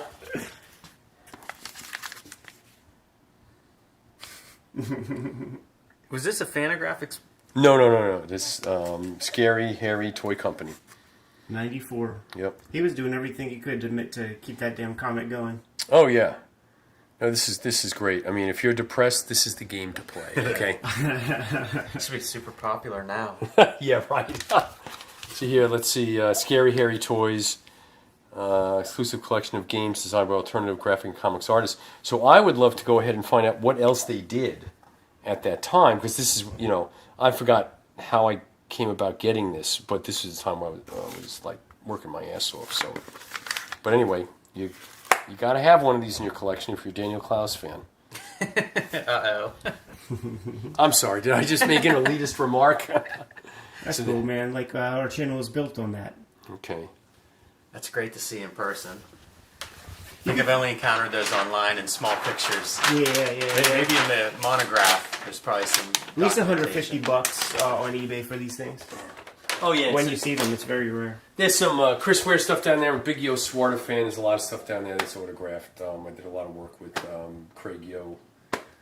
This is New Yorker, New Yorker cartoonists, and I've got a lot of signed stuff. So I've got like These this. are great to see. One thing I would say to Kayfabers watching is like these are books you find in like used bookshops. Yeah, yeah, Sometimes like they're not necessarily out of price. I'm sure some of No. them are. These You are amazing. Yeah, come right. You can. across these. Yeah, right. You can find these relatively inexpensively, especially if you go out to eBay. Like the Peter Arno stuff is cheap. I mean, I he see just Peter had Arno tons stuff of. from time to time. I'm a These big are a little fan. more difficult to run across these yearly volumes, but if you get the the big compendiums they've done over the last 10 years, you can get it all. Yeah. The Charles Adams stuff, actually, there were tons of them printed. Okay, Yeah. he was very popular, and this one is actually to Nat Perrin, who was one of the producers of the Adams Family. Wow. Yeah, that's pretty cool. Roz Chast, I'm very happy to know her. So she was at SPX. In fact, the first time she was ever a special guest at a comics convention was when I invited her in 2011 for my first show. 2011, woman had a full career. Yeah, right. No. I was writing her wrong. Okay, I was appalled that she had never. Yeah. Because if anyone's got the indie comics aesthetic, it's Roz. Okay.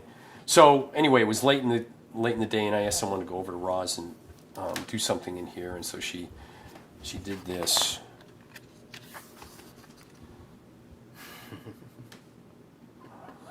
That's I don't wonderful. take requests. So anyway, I have a question before we move Yes, sir. too much beyond this. yeah. Bill Griffith came to Pittsburgh and said that as a boy, Yes. he chose. Yeah, I think it's 53 or 54 or something like that was one of the ones that he chose a lot of the drawings for. But Right. yes, this is the guy, Lawrence Larius. So from here Yeah. all the way over to here, over to there. Okay, so from here over, these are all the cartoon compendiums that Larrier, who was cited in Bill Griffith's book, edited, and is somewhere in there. 53, 54 is the one where Bill picked a lot of or most of the cartoons. Yeah, man. Right. Up there, those are 78 RPM record sets with different cartoon characters on them. That Small Fry actually has a cover by William Steig of the New Yorker. First edition Dr. Seuss books up there. These are all Collier's. These are the middle class magazines. This is Collier's Saturday Evening Post Life look from the 1940s, 50s, and 60s. Down here is my Capitalist collection. These are all from the Wall Street Journal. Your capitalist collection. It's the Wall Street Journal. You don't get much more capitalist than the Wall Street Journal.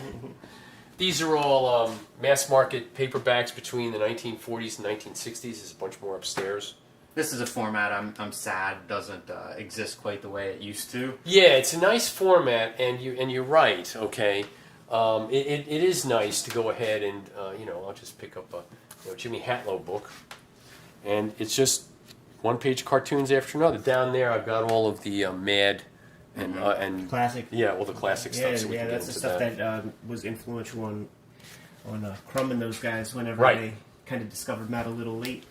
I always think of like the Peanuts paperbacks like this, or one of those. Oh, Like how many I've got those down people there too. enjoyed those things. My Well, mother was back super dope. back Super when I dope. was going through used bookstores, that was the only way to get the Peanuts was to Yeah. get those Holton and Reinhardt reprint books, and so that's why I have a bunch of them. I've got a big Otto Saglo fan.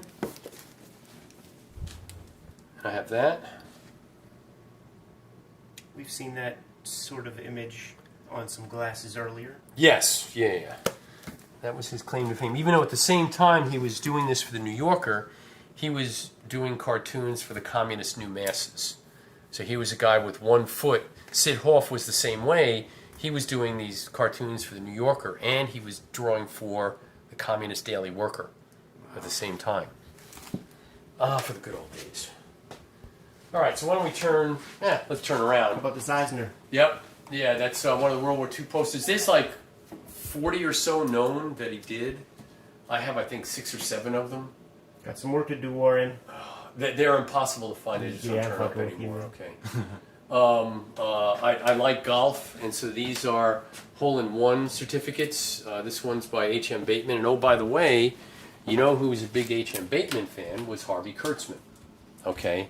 And if you look at the what Bateman is doing, and you think of the roundness and what Kurtzman was doing, and there's an interview in the Comics Journal where Kurtzman goes ahead and talks about Bateman, and he also put Bateman into Help Magazine. So he liked them that much that he said everyone needs to see this. Then this is Claire Briggs, who signed a contract in 1921 that eventually got him $75,000 a year salary and 50% of all of the syndication fees. Okay, just to give you an idea of how much those top cartoonists were making in the day, because cartoonists today would like to make $75,000. This is 1921. So I like baseball, so I've collected a little bit of baseball art, and this is Mutt and Jeff playing in May of 1919. You can still see that after the war there were victory bonds, and this is a story, and you know they had these in ballparks. You know, hit this sign and you'll get whatever it was, and here it is, Jeff robbing him. This is a lot of drawing here, and it's very big. Would this have been a daily strip? This was a daily strip, yeah. See, a lot of drawing, man. Yeah, this is the way these old guys used to draw this, and I actually have another one that's May 10th. That's in the closet. We didn't get into the bottom part of that closet, but I've got May 10th, and so I did some more research, and there was only 1 week where they played baseball. So this is one of the few ones that did it. Here's a daily strip from Rube Goldberg, and I love this one because this is the hand of God in the palm of His hand, the hand of God bringing the baseball season. Okay. And just think about to put that into the psyche, put yourselves in the psyche of the people, that's the way they revered baseball. Right. To the degree that, God Himself brought it. And then up here, this is a very rare Dr. Seuss promotional item that you could send away and get your name stamped on this thing. So this is the Marine Division. So it's an outboard admiral of the Seuss Navy. So remember, so he was doing all this stuff for the SO Marine Division, so it's the lubricants and the gears and oil and stuff like that that you would use in boats. And that's why it's all nautical in nature. It's a great piece. Yeah, it is. I think there were like 2 of them that I'm aware of. There might have been more, but I've not seen any others. So over here, here is my original Mr. Natural statue from, I think it was the 80s, that came, and I found it recently. It's an itty-bitty mini-comic about that big that Crumb did, that came in the box. Now, of course, the box is long gone. Would this have been some Dennis Kitchen money? No. It says Rock City, okay, Charlottesville, Virginia. So that's who put this out. So this is the original Mr. Natural statue that came out a number of years ago. And I regretfully don't have the box, but I do have the mini comic that I think I can find in the drawer. And there's all kinds of shit in here. Okay. So this is Don Freeman. This is E. Sims Campbell, African American cartoonist. Do you know Citizen 13660? Have you ever heard about this? No, sounds awesome. Okay, so what this is this woman, Minnie Kubo, was a student 1941, 1942, and her family were thrown into the internment camps. And so this is her, what we would call today a graphic memoir of what it was like to be rounded up. This is amazing. I'm going to want a good cover image because I'm going to have to try to find this. Yeah, it's been reprinted, so there's a reprinted edition available, so you don't have to find the original. But she drew herself into to show that she was a witness. Okay. Yeah, I got to read this. She drew herself in, and it's the whole story about what it was like to be taken and thrown to the camps. And of course, who I am, I've got one of these. Oh man, now you're showing off. You haven't showed off anything yet, man. But No, I got more stuff to show off. Bootsy, great cartoonist, Ollie Harrington, this is all from the Pittsburgh Courier, African American newspaper. William Gropper's silent novel, Alley Oop. This was just reprinted, so this is the original edition. You have to have some Lind Ward, or else I'm not considered legitimate. He done her wrong, so this is the Dust Wrapper, which most people. I was going to ask if this is like a first edition or something. This is a third. Okay, but this is the Dust Wrapper. You take that off, and that's what the first edition was like. You can't get that. And then I have one of these.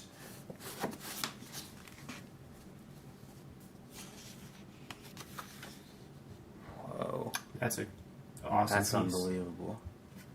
We just went through this not too long ago. Somebody sent us a paperback. It would have been like a 49 edition, somewhere around that time period. That's amazing. I love seeing this original format. That's wow. All right. So and then this is and this has been reprinted. Mm-hmm.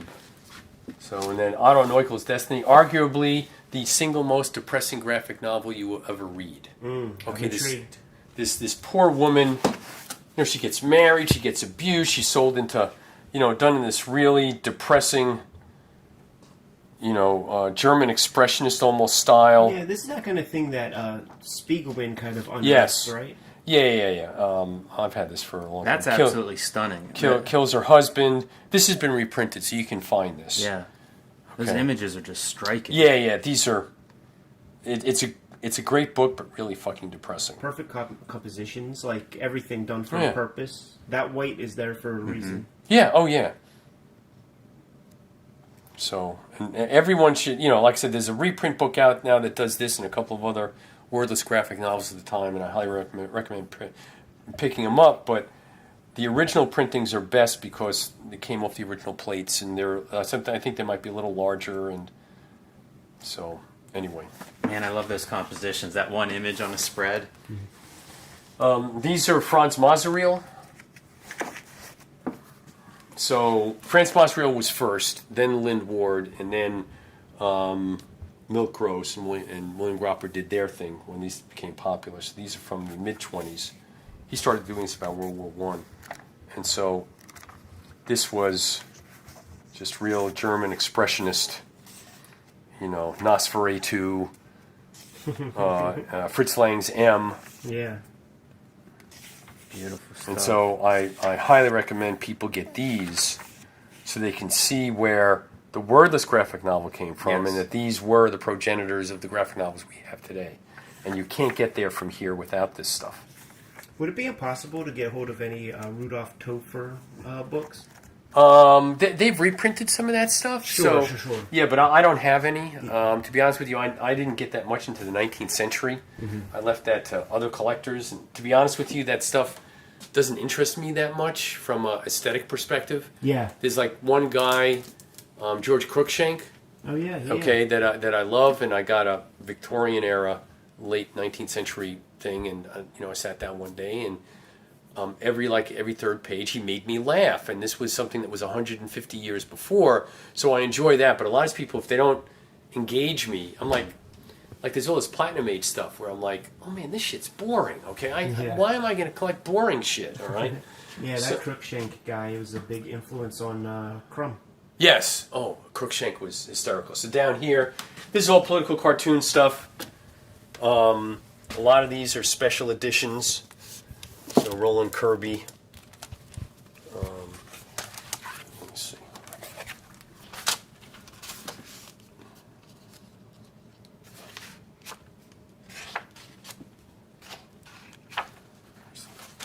Oh, this one is not it. Huh.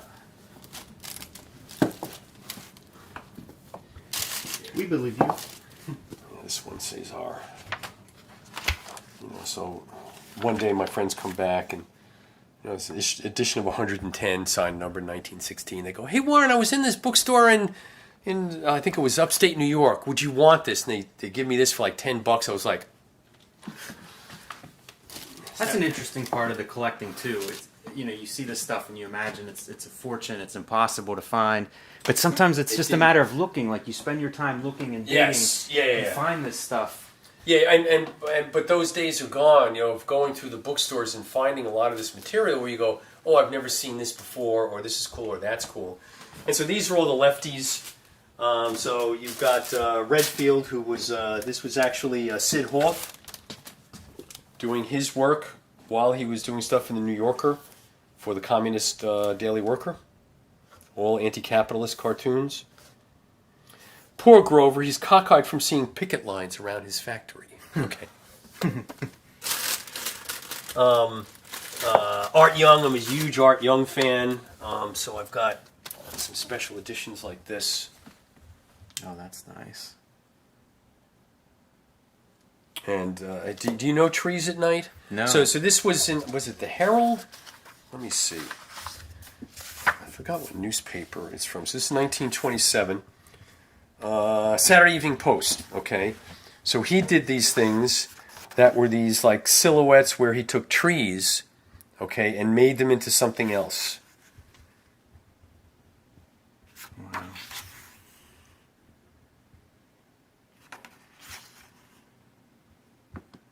Man, this is genius. Yeah, it is. I feel like this is very contemporary, you know, conceptually. This is stuff people would you know, continue to do to this day. Fantasy. And this ran in Saturday Evening Post, which at the time was, I think, the highest circulation magazine in the United States. You know, millions of copies. This is not, you know, today you're lucky if you get 10,000. And this would have run like one of these an issue or something. I don't know if maybe. it was that often, because, you know, there were 52 issues a year, but there would be, you know, N number over the course of the year. So this was just his take. And what's nice is, and I didn't find this out, so I had this copy, which is really nice. Then I found this one in a dust wrapper, and lo and behold, look at the binding. Look at these beautiful bindings. Yeah, it's that craft is so undervalued, underappreciated, but it's you know, that's part of that collector thing too. Is I feel like we all engage with these collections from different perspectives. Yeah. So, and this is all miscellaneous stuff. So Archie Bashef and Robert Osborne and this Peter Arno signed Al Hirschfeld's first book, which was a survey of the speakeasies in New York. And so, signed by Hirschfeld. New York's 1932 speakeasies. So he went through all the different speakeasies. And this is early Hirschfeld. He hadn't gotten that ornate. Yeah, he hadn't gotten his style yet. You could see him in there, but it's very rough. Right. Yeah, you know, this is him as we know him. So anyway. Yeah, it's a good book. Yeah, I love this one. And then another one I love. I saw this in a museum exhibit in London. They did 300 years of caricature in London, and they had this book opened up. And this guy was great. This guy Nerman. So check this out. So this guy was the Hirschfeld of the 20s. For London, for the Tatler.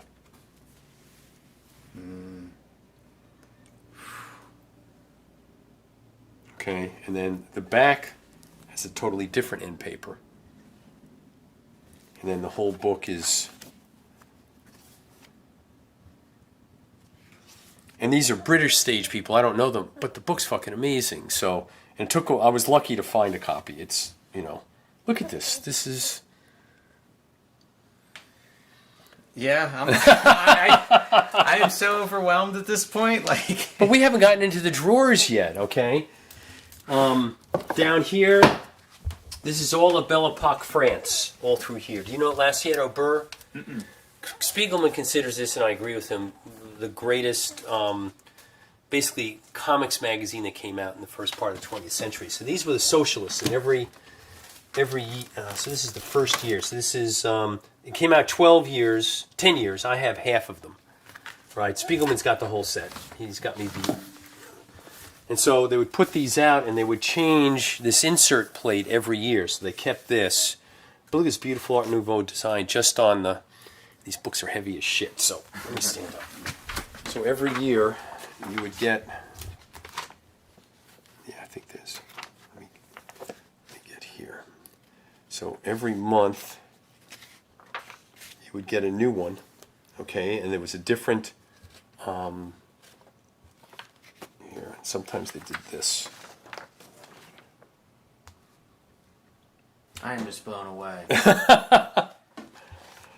So, so graphic. Oh yeah, this is... Oh, here's another one that I stumbled across here. This first year they did these inserts. By the way, note the color printing on the facing page. Yeah, let's tuck that back in and we'll go back to it. How about that?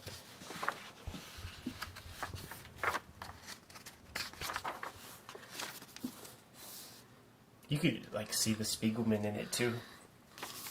Yeah.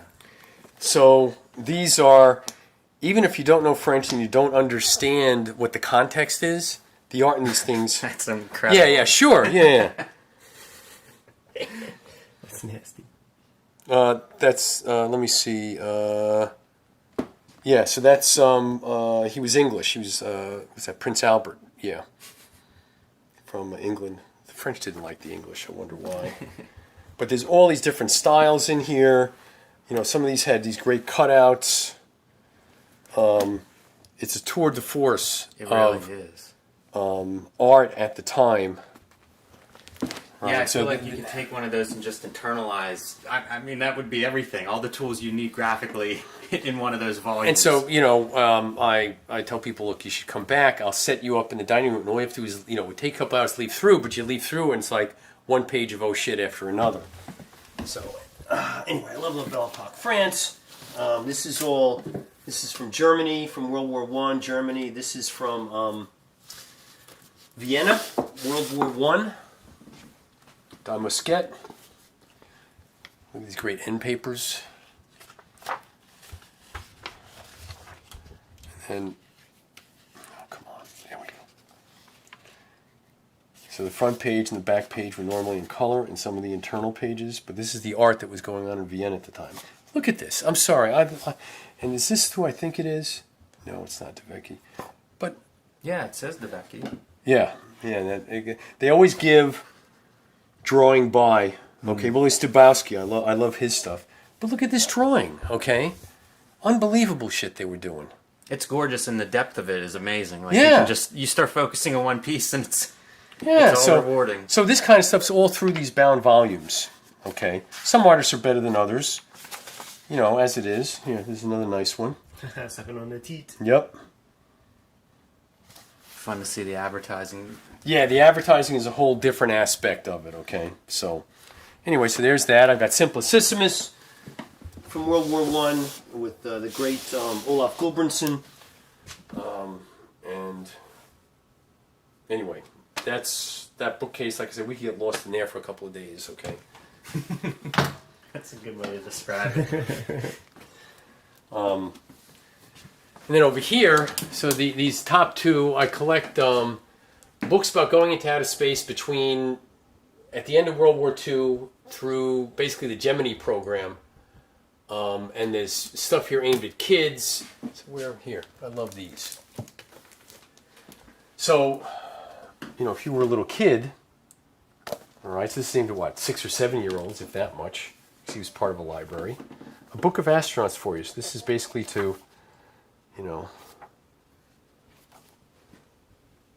wherever these kids get ready, you know, to get them ready to indoctrinate them to hopefully go and become astronauts. Right? Say in our chamber where the pressure was very low, talks about all the, you know, and it's aimed at very young kids. And then, you know, the Sputnik, let me see what years, I think this is like 62. Yeah, 62. I don't know why I remember this shit. You know, Sputnik was only launched 5 years before, and so here's Vanguard 1. And again, you know, explaining science to kids. Young kids. Now, the flip side of that is that the books on astronomy back then, because I was going to school at the time, here it is, Planets and Spaceflight. Okay? Another one in the solar system. Pretty much everything they had in these books is wrong. Okay? All right? So back then, you learned that Jupiter had 9 satellites, 9 moons. It's got like 65. Okay, our sister world. So pretty much all the science in here, or a lot of the science in here is, you know, this is the best photos they had back then of the planet Mars. Now we've got fucking rovers, okay? So anyway, so it's a great historic, and by the way, there's all this great science fiction stuff going on in here. Anyone who's into Chesley Bonestell, you know, look at this. I love this stuff. Look at them little feet with the claw gimmicks. Yeah, yeah, look at that. Isn't that great? That thing right there, I don't know how that would work. It'll fuck you up, man. Well, yeah, but Yeah, exactly. yeah, but you know, you sit there and you go, well, is it for battle or is it for, you know, what's this really for? And also notice he can only go in one direction, so that'd be kind of bad. Are you guys familiar with Chesley Bonestell? Nope. Oh my God, really? No shit. Fuck. What am I gonna do with you, chuckleheads? We're gonna hand in our papers. Yeah. So, he was the guy who did all of these really fantastic drawings of what the planets and what the technology was going to be like starting in the late 40s through the 60s. Yeah, it looks like he's a little bit closer. Yes, yeah, he was. So his stuff, he would work with astronomers to go ahead and get as accurate as possible because they had good pictures of the moon, so they could do this stuff. And then he worked with other people about this is not that one is not Bonistel. There's a whole bunch of guys that specialized in this stuff. Anyway, just the view of where everyone wanted to go with the science is just so great, and none of it happened. That's close to the lunar module, to the limb. But yeah, this is another Chesley Bonistel. So he spent a lot of time. There's a documentary out about him that I haven't seen yet. The lunar base. And by the way, this is not far off from what happened. So he got together, Werner von Braun is part of this. So Werner von Braun is the guy who developed the V2 rocket, and we got him. And actually, if you think about it, it was a Nazi who went ahead and built the rocket that got us to the moon. Yeah, some Operation Paperclip type stuff. Yeah. So, anyway, all right, I'll fix that later. Do you know Virgil Finley? Yes. Yeah, I discovered him from Yeah, so this is Instagram, believe it or not. This is a nice book. Look at this nice. What years do you think this was? This is 52 or something like that. Let me see. So This the is work that I know is from the 30s. the or 30s. early. Yeah. 56. I always see wait more. for like the big Finley book. I feel like So, it should be out there. oh my God, he Yeah, was he's he was amazing. unbelievable. He worked for American Weekly. He worked for science fiction magazines. He was I loved his stuff. Evolution of life, primordial slime, dinosaurs, and then there's apes, and finally us, for better or for worse. There you go. Yeah, I've never seen that image. Yeah, this book hasn't been reprinted. So unless you have the book, I love that one. Mm-hmm. Oh, there, you can see how those claw things work. Yeah, it's for hammer and a sickle. Yeah, right. Yeah, that's nothing. Let me see. There you go. That's incredible. Yeah. Yeah, Wally Wood had this.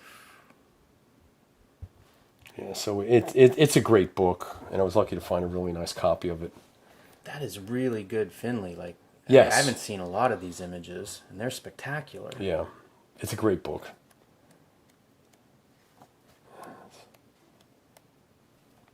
There you go. Wow. Isn't that great? I love it. That's amazing. I feel like Steve Bissett must love this image. And it's like there's a Star Wars guy called Neeb Nub or something like that has that head. All of that, like, nervous system or whatever that. Yeah. I did see things in there that made me think of like Total Bin, Yeah. like their inking sessions, You have to and have the fun. backgrounds. Like those lines. You got to have flying saucers if you're in the 50s. Icarus getting too close to the sun. Wow, that's gorgeous. Oh Epic. yeah, he could draw. And then some older views of how we would get to the moon. How long is he active? He worked into the 60s. Okay, so this is 60s. kind of near, maybe towards the last decade. Yeah. Some mature Finley.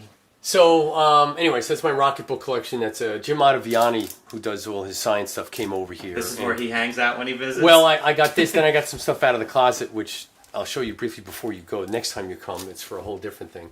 These are all books that were illustrated by famous cartoonists, so a lot of Milk Gross, and I've got stuff like this. Again, I like signed and illustrated things. So here is... Wow.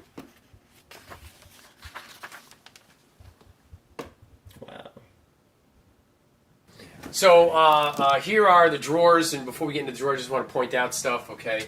So this is all German political cartoon magazines from World War I. This is the rise of Adolf Hitler from World War II, 1930 to 1933. This is World War I Dutch socialist magazines. This is all here. How about this? I want to put this up. Prince Valiant. Okay, and then on top of here, for people that think that comics and movies is something new, check this out. So here is Buster Brown. Universal Weekly. So this went out to all the people in Universal Studios in the theaters, okay, and the people who sold the stuff. And then this is the Gumps. And look, they found this guy to look exactly like Andy Gump. That's amazing. Yeah, it's absolutely unbelievable they found this guy. Okay. Poor bastard. Yeah, right. These are, this is a set of jigsaw puzzles that the New Yorker cartoonist did. William Steig, Tony Sarg, who, by the way, those of you who don't know, that the Macy's Day Balloons, he's the man who invented the Macy's Day Balloons. Those originals were real scary looking. Okay. And then... Love the graphic design on those. I feel Yeah, like so- that's something that Seth would look at. Oh, Yes. yeah. Yeah, it's very fun to think of like what different cartoonists that visit what they're getting into. Oh, yeah, he loved the whole thing, so... Anyway, so, and this is... Normally you would see one of these beat to shit, and was lucky to find... Chris Herrera would do a lot of the graphic design, like the squiggle, like Yeah. Big Quimby's book would have Yeah. some of this. Yeah, and you can see the nice old typefaces and Love stuff it. like that. Love it. And then I've got a, in addition to the Flaming Carrot collection, which now I have to go upstairs and fold when you leave. Just call your maids, man. We know how the game is played. So I have some textiles. So this is an Otto Saglo scarf from the 1930s. Not politically correct, but nicely designed nevertheless. You can see the Saglo up there. And then Philippa Rice, Kate Beaton. So from the indie comics world, this is Philippa Rice, whose stuff I love. I love her stuff too. I Yeah. just discovered I forget the name of that book, but it's in this style. It looks like this is what. Yeah, this is so probably this from. is Philippa, and that's Luke Pearson. So, they're married, they've got a kid now. So this is the two of them. Yeah, this has to be from that book. It's Yeah. like about their relationship. Yeah, it's about their and- relationship. It's a great book, okay? And, Luke's got the, I think it's Netflix thing with, no, it's Hulu with Hilda. Right. And then Kate Beaton did a couple of these, and I love Kate Beaton's stuff. So she did two of these for TCAF, or around TCAF. Do you go to CCAF? I haven't, actually, it's interesting you mention that. I haven't been in about 4 years, so I'm going to go next spring. I talked with Chris Butcher about it. It's been a while. And then, actually, because the stuff I really want to get to is down here at the bottom. So, in the 1950s, King Features, for whatever the reason, decided as promotional items to do old-fashioned barbecue aprons. So check this out. You're going to love this. Yeah, hold up, man. You're gonna have to hold that. Okay. Because I'm taking a pic. That's great. Wow. 1 second. Isn't that great? Yeah, that's awesome. I can safely say they don't make them like this anymore. All right? Nice 3-color printing process. Oh, yeah, no, they spent some money on this, okay? But, as you know, It's they... still super vibrant, too. Yeah, and I have another one. We won't get into that. I just want to show you this one. I've got another one that was, I think, a little later, and they changed the design from Hatlow. All right. Let's get into the drawers, man. Wait, You ready? Let's not sleep on the thumb wrestlers. Oh, yes, this is my Iron Sheik and Hulk Hogan. Yeah, those are the first ones. All right. Favors will love that. All right, I just have to show that I am disappointed I don't have a Sergeant Slaughter. Yeah, I don't think they ever made one. I don't think they did. Yeah. And I have no idea. Are these collector's items? I mean, I've got no There's idea. plenty of them. Yeah, I would assume I so, think I but... still have them. Yours are in better condition than mine. Yeah, look at this. I love these things. Iran, #1. Okay. America, Huck 2! Yeah, right. I love when him and Nikolai Volkov would be on a Singing tag that team. one. Okay, oh my God. Love And it. Volkov would sing the Russian national Yes. anthem. I'm sorry. I love... Deep in the Cold War. All right, so you ready, Jim? I am ready? ready. This is all political stuff. Oh man. And so here, by the way, even Matt doesn't have these. These are... Oh, I have those too. Okay. And then here are Durfs. I think I might be missing... No, I've got all of these, but there are other minis that I'm missing by him. Here's Keith Knight. All right, here's Matt Boers again. And here's Thomas Nast.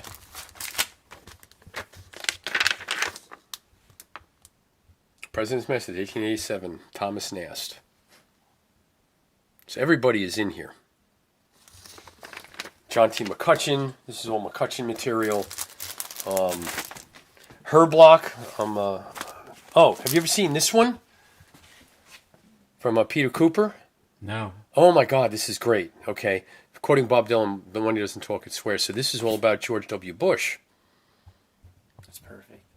Right? And what I do is, one of the ways I collect this stuff is that for the different, Obama, there wasn't a lot of this material, understandably so. But for Bush and for Trump, there's a lot of this stuff. So as I've seen it, I've gone out and gotten it. Yeah. In fact, this I picked up in LCAF, East London Comic Arts Festival. Mean to Girls, starring Donald Trump. Okay, so this is Jeff Sessions as Karen Smith, Dan Scavino. So this is a, just a mini comic this woman did about imagining these three coming in as, girls in school. The hierarchy of the cafeteria, white rich kids, environmentalists, working class, young black men. So this is about them, basically. So I just love this.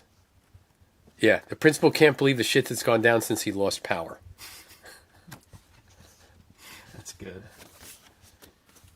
Yeah, I think it's a great little piece. I love this kind of stuff. And then one of my fave Marxists, Stephanie McMillan, Rage Against Capitalism. I always buy her stuff. She likes me even though I'm a capitalist. And she's done these nice, revolutionary drawings.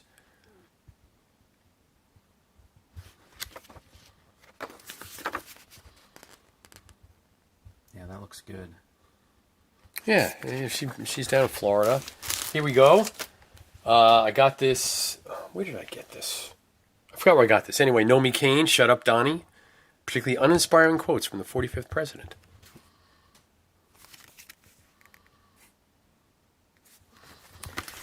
And then if you go downtown to the Hayes Adams Hotel, Cal and Antel Ness have done beer coasters, and you can get the beer coasters down there.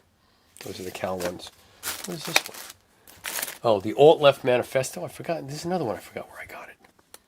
I think this is Nomi Kane also. Yeah, it's Nomi Kane also. So it's a little fold-out thing. So this is kind of a riff on the alt-right. And I also have here. This is actually very interesting, at least to me. So this is from the Pittsburgh Courier, African-American newspaper. And this was one of the first comic strips that ran for many years in the Courier. Let me just get this off so you can take a proper... You can see the great logo that they've got. And this was only for... The copy of this book may only be obtained by the Pittsburgh Courier subscribers. They're not sold separately. And so these are all cartoons that ran in the African-American newspaper, the Courier, about African-American history. And this strip ran well into the 70s, at least into the late 60s. The art has changed, but it's still the same stuff, 1940. Anyway. You can't leave here without checking out the underground section there. Yeah. All right, so let me stuff that back. Okay, it's enough for that page. Oh, how about this? I'm just going to do it this way so I don't have to worry about it. There. Okay. There we go. Better. Cartoon shit. A lot of rare Winsor McCay material. Bullet Woods, like I was telling you, more Soglo. Frank King did 2 books about what's going to happen when Prohibition hits. So he illustrated both these. The poor things that are going to happen to people once they can't buy any booze. It's great to see Frank King in a little bit of a different context. Yeah. Subject matter. He did a ton of work before, the Crazy Quilt book by Pete Maresca. Wait. Yeah. You have that over here somewhere. I've got it I've got it. That'll blow Jim's mind to see that. Yeah, so I actually worked on that book. Yeah. Okay. Oh, I got to show you. I'm sorry. I love these pop-up books. I always show people the Buck Rogers one. It's one of the best. So these are the hardest of the pop-up books to get. Isn't that great? That is wonderful. Just beautiful. Real simple.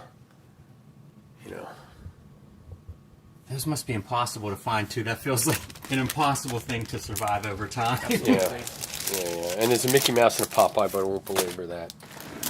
So this is all World War I. Yeah, you can spend a lot of time here. Yeah, I bet. Okay. Warren, was there a specific thing that you started with collecting-wise? Like your Superman political... comics. Okay. Superman comics. When I was, I got my first golden age, like I said in your interview, about 14. But I've been collecting Superman adventure and stuff like that, and that's what poisoned the well. Well, I'll show you this one because you won't see it. It's very rare. I don't break it out that often. So you know the Bayeux Tapestry, 1066, the Battle of the Hastings. I'm going to say yes. Okay, so look it up. I'm that's going what to say yes on camera. That's what Google. That's what Google's here for. So this guy took, and it's really long. When you go see it, which I have, it's like 100 feet long, and they have it stretched out in this beautiful display case. Well, this guy took it, and he lampooned the English with it, and so it's a long accordion book. It's all comics, all anti-German comics.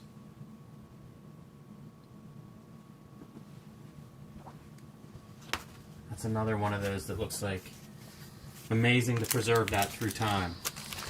Yeah, responsible owners. It's like I said, it's very rare. It goes to show you that OCD wasn't invented 50 years ago. It's been around. All right. Anyway, we can get lost in that drawer. There we go. And this is all World War II, including Bill Malden's very first book, Star Spangled Banter. This is a Russian war relief with all kinds of famous cartoonists in it. Anyway, we can get lost in this drawer, to say the least. That do you know the biography that the Bill Maudlin biography? For blanking on the author's name, DePastino, I think. Yeah. That's Yes. that, and there's I've got the double volume downstairs. In fact, if it's readily available, I'll show you the only known Sunday page by Bill Malden. Have you ever met him? The No, author? I've unfortunately not met him. I saw him do a Veterans Day presentation, and it was all on Bill Maudlin. Yeah. But it was incredible, like tear-jerking kind of stories and testimonials about the impact of that work. Oh, A lot of older veterans were there to, one of the most amazing comic-related talks I've ever seen. When I did my Cartoons for Victory, Senator Bob Dole did the introduction, and Bill Malden was the subject of that. Okay, and he was in Italy. The poor guy got shot in the shoulder. He was basically paralyzed for a year and a half. He went through some heavy shit. Okay, so anyway, comic shit. All right, there's all kinds of here. Oh, how about this? Linoleum engravings, William Eisner. Wow. All right. So this is a left-wing arts magazine. From what year is this? 1934. So Eisner would have been 17 when he did this. He was born in 1917, if I'm not mistaken. And in the center, here. I'm sorry.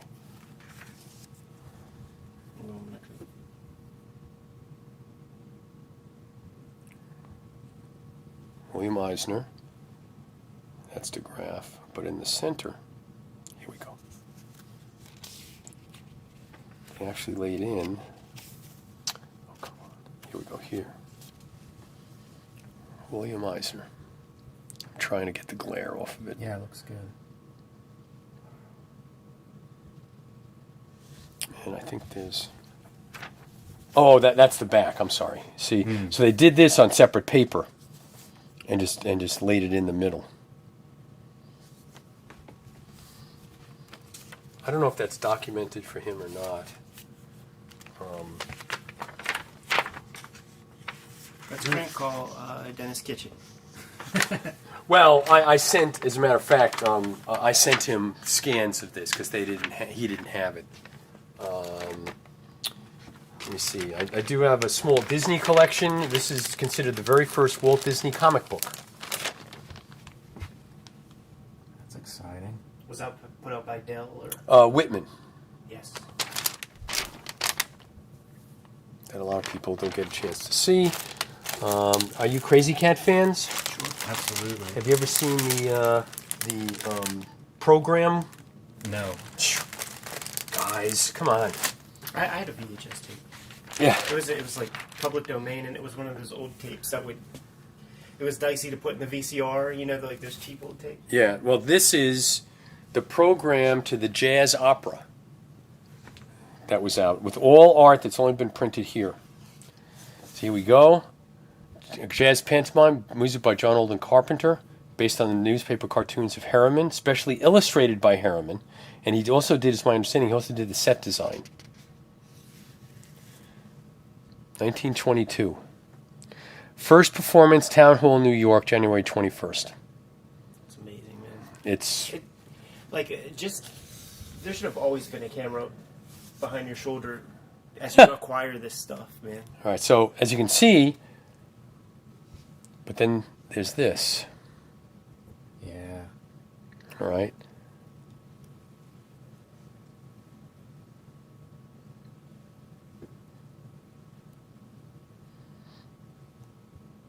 Now, what I didn't warn you is that we could do 8 hours just on the drawers. Yeah. And perhaps we will in the future. Right. All right. So anyway, I don't want to belabor this point. You can come back and we can go through the rest of it. Somewhere I think I've got scans, because I scanned it all once. Because I knew I wanted to scan it once and never really go through it again. So. I feel like we're getting close to shotgun round time. Okay. All right. Hold on. Please say that I have. So there's that. In here is also the very first appearance of Buck Rogers. Yeah, we actually looked at that. You brought that over. Oh, that's right. Okay, so Sunday stuff. This is a whole other conversation. But one thing I will show you and tell you the story. So I bought a house up in Baltimore, went upstairs to the bedroom, lifted up the linoleum, see what was underneath it, and this was underneath it. And it's from the Baltimore American, January 1932. I'm not aware this has been reprinted anywhere. It's incredible. And it's one of his tour de force pieces. And look at the grandeur of the size. Okay. At the Kubert School, Joe Kubert owns some of this stuff. The editorial cartoons. Uh-huh. The originals are triple. Yeah. size. Right. Yes. It's yeah. It's beyond double. Yeah. Yeah. He worked big. Okay. Anyway, like I said, there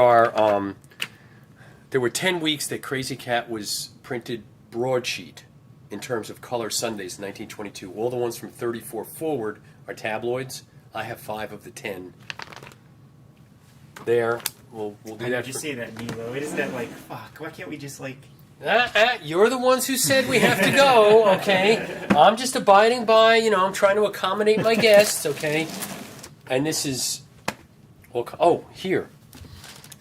This is the little cartoon, the little booklet that went with the with the statue that you saw before. Mr. Natural.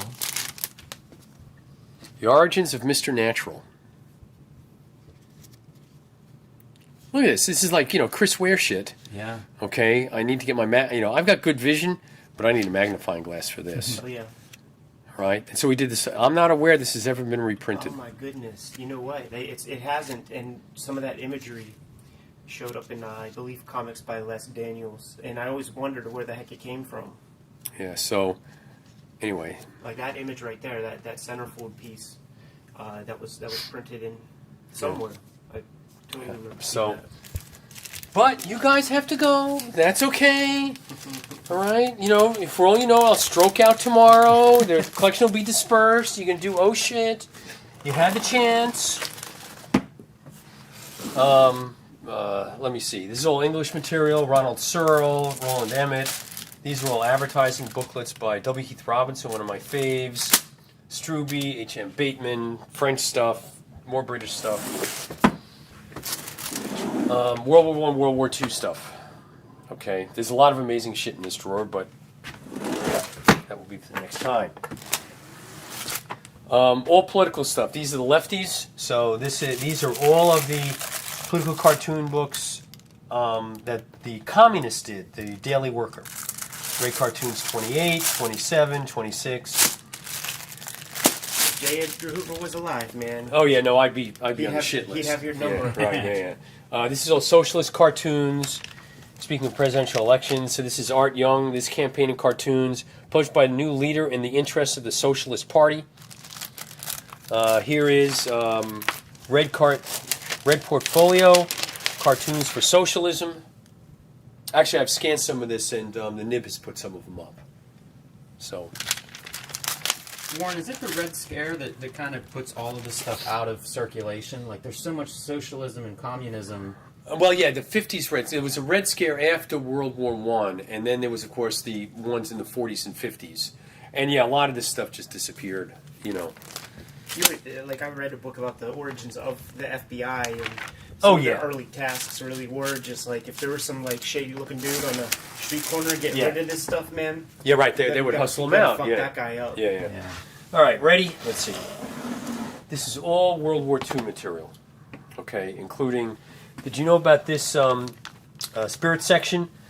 Adolf Hitler visits Century City, and he tries to create the Nazi Party in Century City. Here, I can take it out. You know, there's no reason to have that. Once upon a time in Europe, there lived a great country of Europe, a cruel dictator. Any similarity to persons living or dead is entirely intentional. And so here is. Come on. That's Lady Luck. So here is Adolf Hitler. Don't you know who I am? All right, and he's trying to convert all these people to be Nazis. And by the way, think about what we talk about in terms of the change in the spirit. Look at this, compare it to the Joe Dope. Anyway, I love that. I mean, the day he gets back from the war in that very first spirit strip, I think it might even be a Christmas spirit story. Is the first one he does when he comes back, and it's gorgeous. And oh, by the way, ironically enough, I think it was the day before this thing came out. This is June 22nd, 1941. The day before, of course, there's no way for Eisner to know what was going to happen. The Germans invaded Russia. Okay. I have a lot of cool Disney material from World War II. Believe me, that's a whole other visit. This is all SPX stuff. Although my Ed Pisker mini comics are not in here. Have you ever seen this one? This mini set? Yeah, so here's it. So all these people did this. I asked Chris about this, so check this little Chris Ware accordion thing out. Was it the Chicago crew? No, because there's international people. Wow.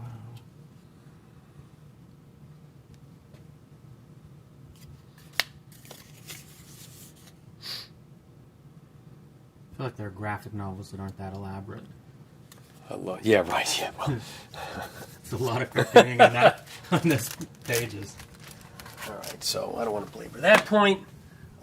Anyway, there's more shit in there. This is all posters and stuff. So there's, as you can see down here, there's more Eisner posters down at the bottom. Sagla posters from World War II.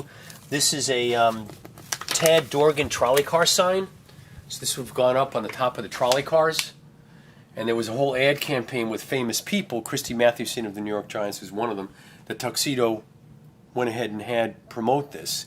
And here is Tad Dorgan, cartoonist, and he's, I don't know if you knew this, but he's the man who gave us the words, the hot dog. Amongst other American idioms. Hot dogs, Dagwoods. Well, Dagwoods came from Blondie.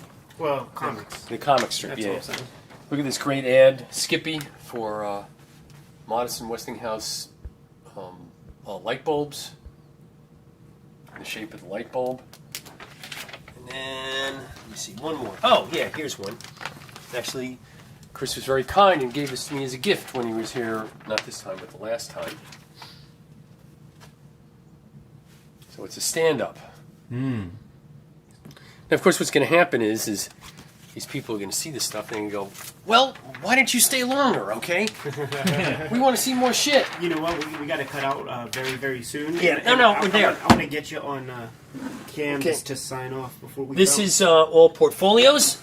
And then, here we go, down at the bottom is all the underground stuff. So, down here, take out these, I've got the Narrative Corpse. There's also a poster to this. No Zone with Yo Swarta cover. And then here are the Gothic blimp works. This, everybody should have a set of these. They actually turn up. They're not that rare. Okay, surprisingly enough. Super surprisingly. Yeah. I didn't think any of those hippies would have their shit together enough to keep these things cozy. Well, some of them apparently did. This is the famous one, of course. They just did a statue of this, which I'm sure will never be sold at SPX. Yeah, no. Saw the original for this at the Carnegie Biennial. Yeah. Yeah. It's on a graph paper, kind of like the graph the grid that you have, Jim, on your templates. Here we go. One of my faves, Gilbert Shelton. Yeah, genius, man. Love him. I got an opportunity to interview him at... KMD. Yep. Still vibrant. And man, that guy's still cranking out some seriously good work, okay? Yeah, he's amazing. All right. I can't wait for the next book to come out. Here's Robert Williams.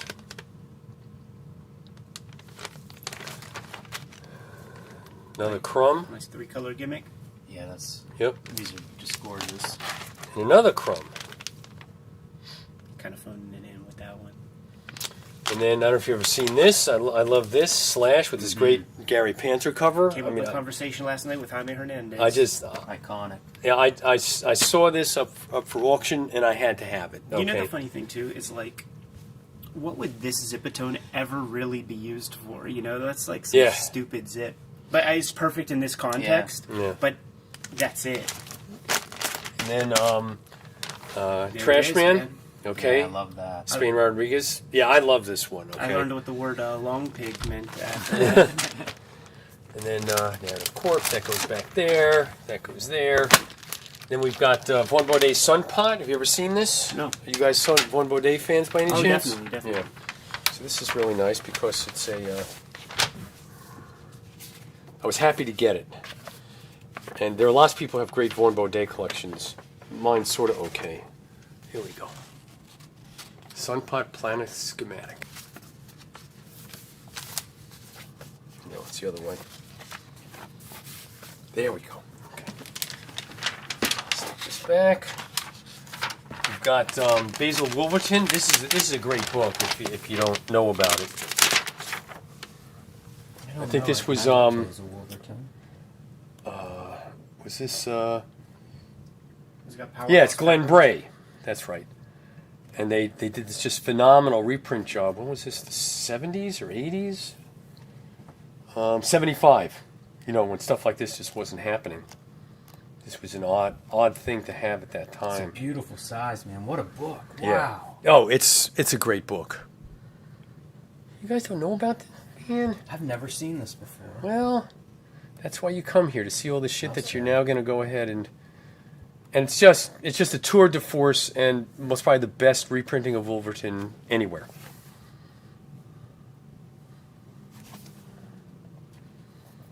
It doesn't come up too often. It's not like it's outrageously priced, but on the whole, it doesn't come up that much. Here are some East Village others. Kim Deitch cover. The comics issue, Spain Rodriguez cover. That's a great cover.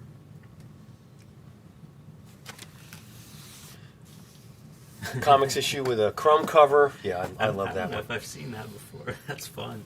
So I managed to get the 3 or 4 comics issues they did. This is another comics issue. It's like once a year. That's 69, 70, 71. And I don't know if they did it in 68 and 69. So here's a really nice Von Baudet cover. Oh, man. Get on the classic joint. Okay. And then they're, very happy to have one of those. When I see that cover, there's music playing on Comics Confidential whenever it shows this piece, and he goes, and that was Mr. Natural, and this music kicks in. It's like I hear it in my mind. And another Von Baudet. And then this is this was out of Netherlands, Real Free Press, a lot of reprint stuff. I think Joost Sparta. Oh, created by Ron Cobb, Crumb. All right, so. I said I always love this piece. And then this is one of my fave Gilbert Shelton pieces of all time, the legendary Dope Famine of '69. Oh, yeah. Okay. Yeah, the back cover of one of the. I love this. Well, I think I'm going to join Youth for Christian America and go campaign for George Wallace. I'm going to get married and raise my family in Dallas. I understand there are tremendous opportunities for advancement in the insurance business in Omaha. What a time to run out of grass, just when we're about to graduate to the hard stuff. Wah. No weed in a month. I guess I might as well accept the athletic scholarship to Notre Dame and study business economics after all.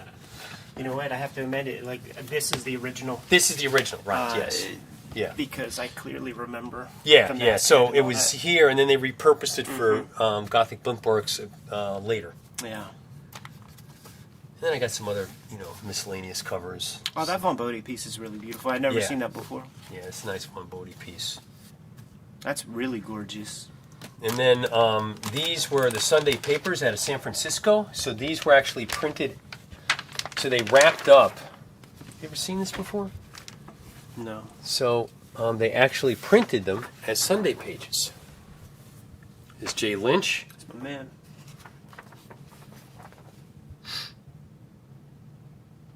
All the big dogs. Yeah, there's one of them here with early... 72. This is like we're inching toward the arcade magazine. Yeah. And so, San Francisco 1972. Yeah, here's Bill Griffith. Yeah, I knew there was an early Bill Griffith here. Yeah, he's in these too. And so they would wrap this in there. Is this Skip Williamson pretending to be Marx? I don't think so. I think that's just a photograph. So here we go, Flamed Out Funnies, early Bill Griffith. Back page. Just great stuff. Oh, here's Justin Green. So I'm lucky I've got a whole set of these. Oh, here's one with Gilbert Shelton in it. So this is the entire run of these. Yeah, that's sick, man. Yeah, and this is number 1. Okay, so that's the thing too. Like you can really make note of like the tremendous color separations compared to even the comics and stuff. So this is the way. Okay, Sunday paper, and they wrapped it in the Sunday page the way a newspaper was wrapped. Yeah. And there we go. There's number 1. Oat Willie on the cover. Look at that masthead. That color in the Oat Willie is amazing. Isn't that great? They took some care. Yeah, I'll say. There we go. A little pornography, isn't that? Some Trina. Yeah, it's Trina Robbins. Yeah, drawing some dicks. Yep. Nice. Ted Richards. Awesome. Yeah, we're getting into the Air Pirates crew, man. I see a Bobby London right here. Oh, let's see Bobby London. I'm sorry, Dirty Duck cracked me. Yeah, yeah. Okay, so let me... It's funny, too, man. Like, he was doing Dirty Duck strips and Playboy in the 90s, even. Let me just do this. There you go. There's your Dirty Duck, channeling your Crazy Cat. Yeah, some Griffey. With a Griffey. All right. So... I have one major question. Yes, sir. For you. Before we get out of here. Yeah. I don't see any long boxes, man. No issues. I do have some long boxes from the 80s, but I stopped collecting comic books a while ago. Yeah. All right. It was, 1, I didn't have the bandwidth. I didn't have the time. Okay. 2, as I said in my previous interview, the superhero stuff lost its jive for me. Sure. And I do have some stuff. Like I said, I got some stuff from the 80s. I got Grim Jack and Concrete and all that kind of stuff. But the format, particularly over the last 15 or 20 years, I'm like, why am I spending all this money for this stuff? I'll just wait till the graphic novel comes out or what have you. So it's not my mindset. Plus now, I've got all this other shit that I'm reading. So it just doesn't come up. I go back to, if someone says you should read this or read that, I'd go ahead and do it. But on the whole, I'm not a long. As you can tell, I'm not a long box guy. And think about what I'd need a house twice as big if I went down that road. So, listen, man, you're a favorite of the Cartoonist Kayfabe channel. I'm very appreciative that you invited us into your space to show us around. We're gonna have to do. Yeah, we're gonna have to do it again sometime. Man. Yeah. Okay. All right. Great. Thanks so much for coming by. I knew that we were only going to be able to get a surface view of what's going on, but at least we got, like, for instance, into the SEM portfolio and saw some other stuff. So when you'll come to Pittsburgh like once a year to meet normally twice a year. Yeah, I'm going to come sometime during the fall. So can you promise to bring some stuff so we can put it under the microscope? Well, you just say, Warren, bring me this shit, and I'll bring you that shit. Let's shake on it, man. Okay. All right, man. Thanks a lot, Warren. Thank you, Warren.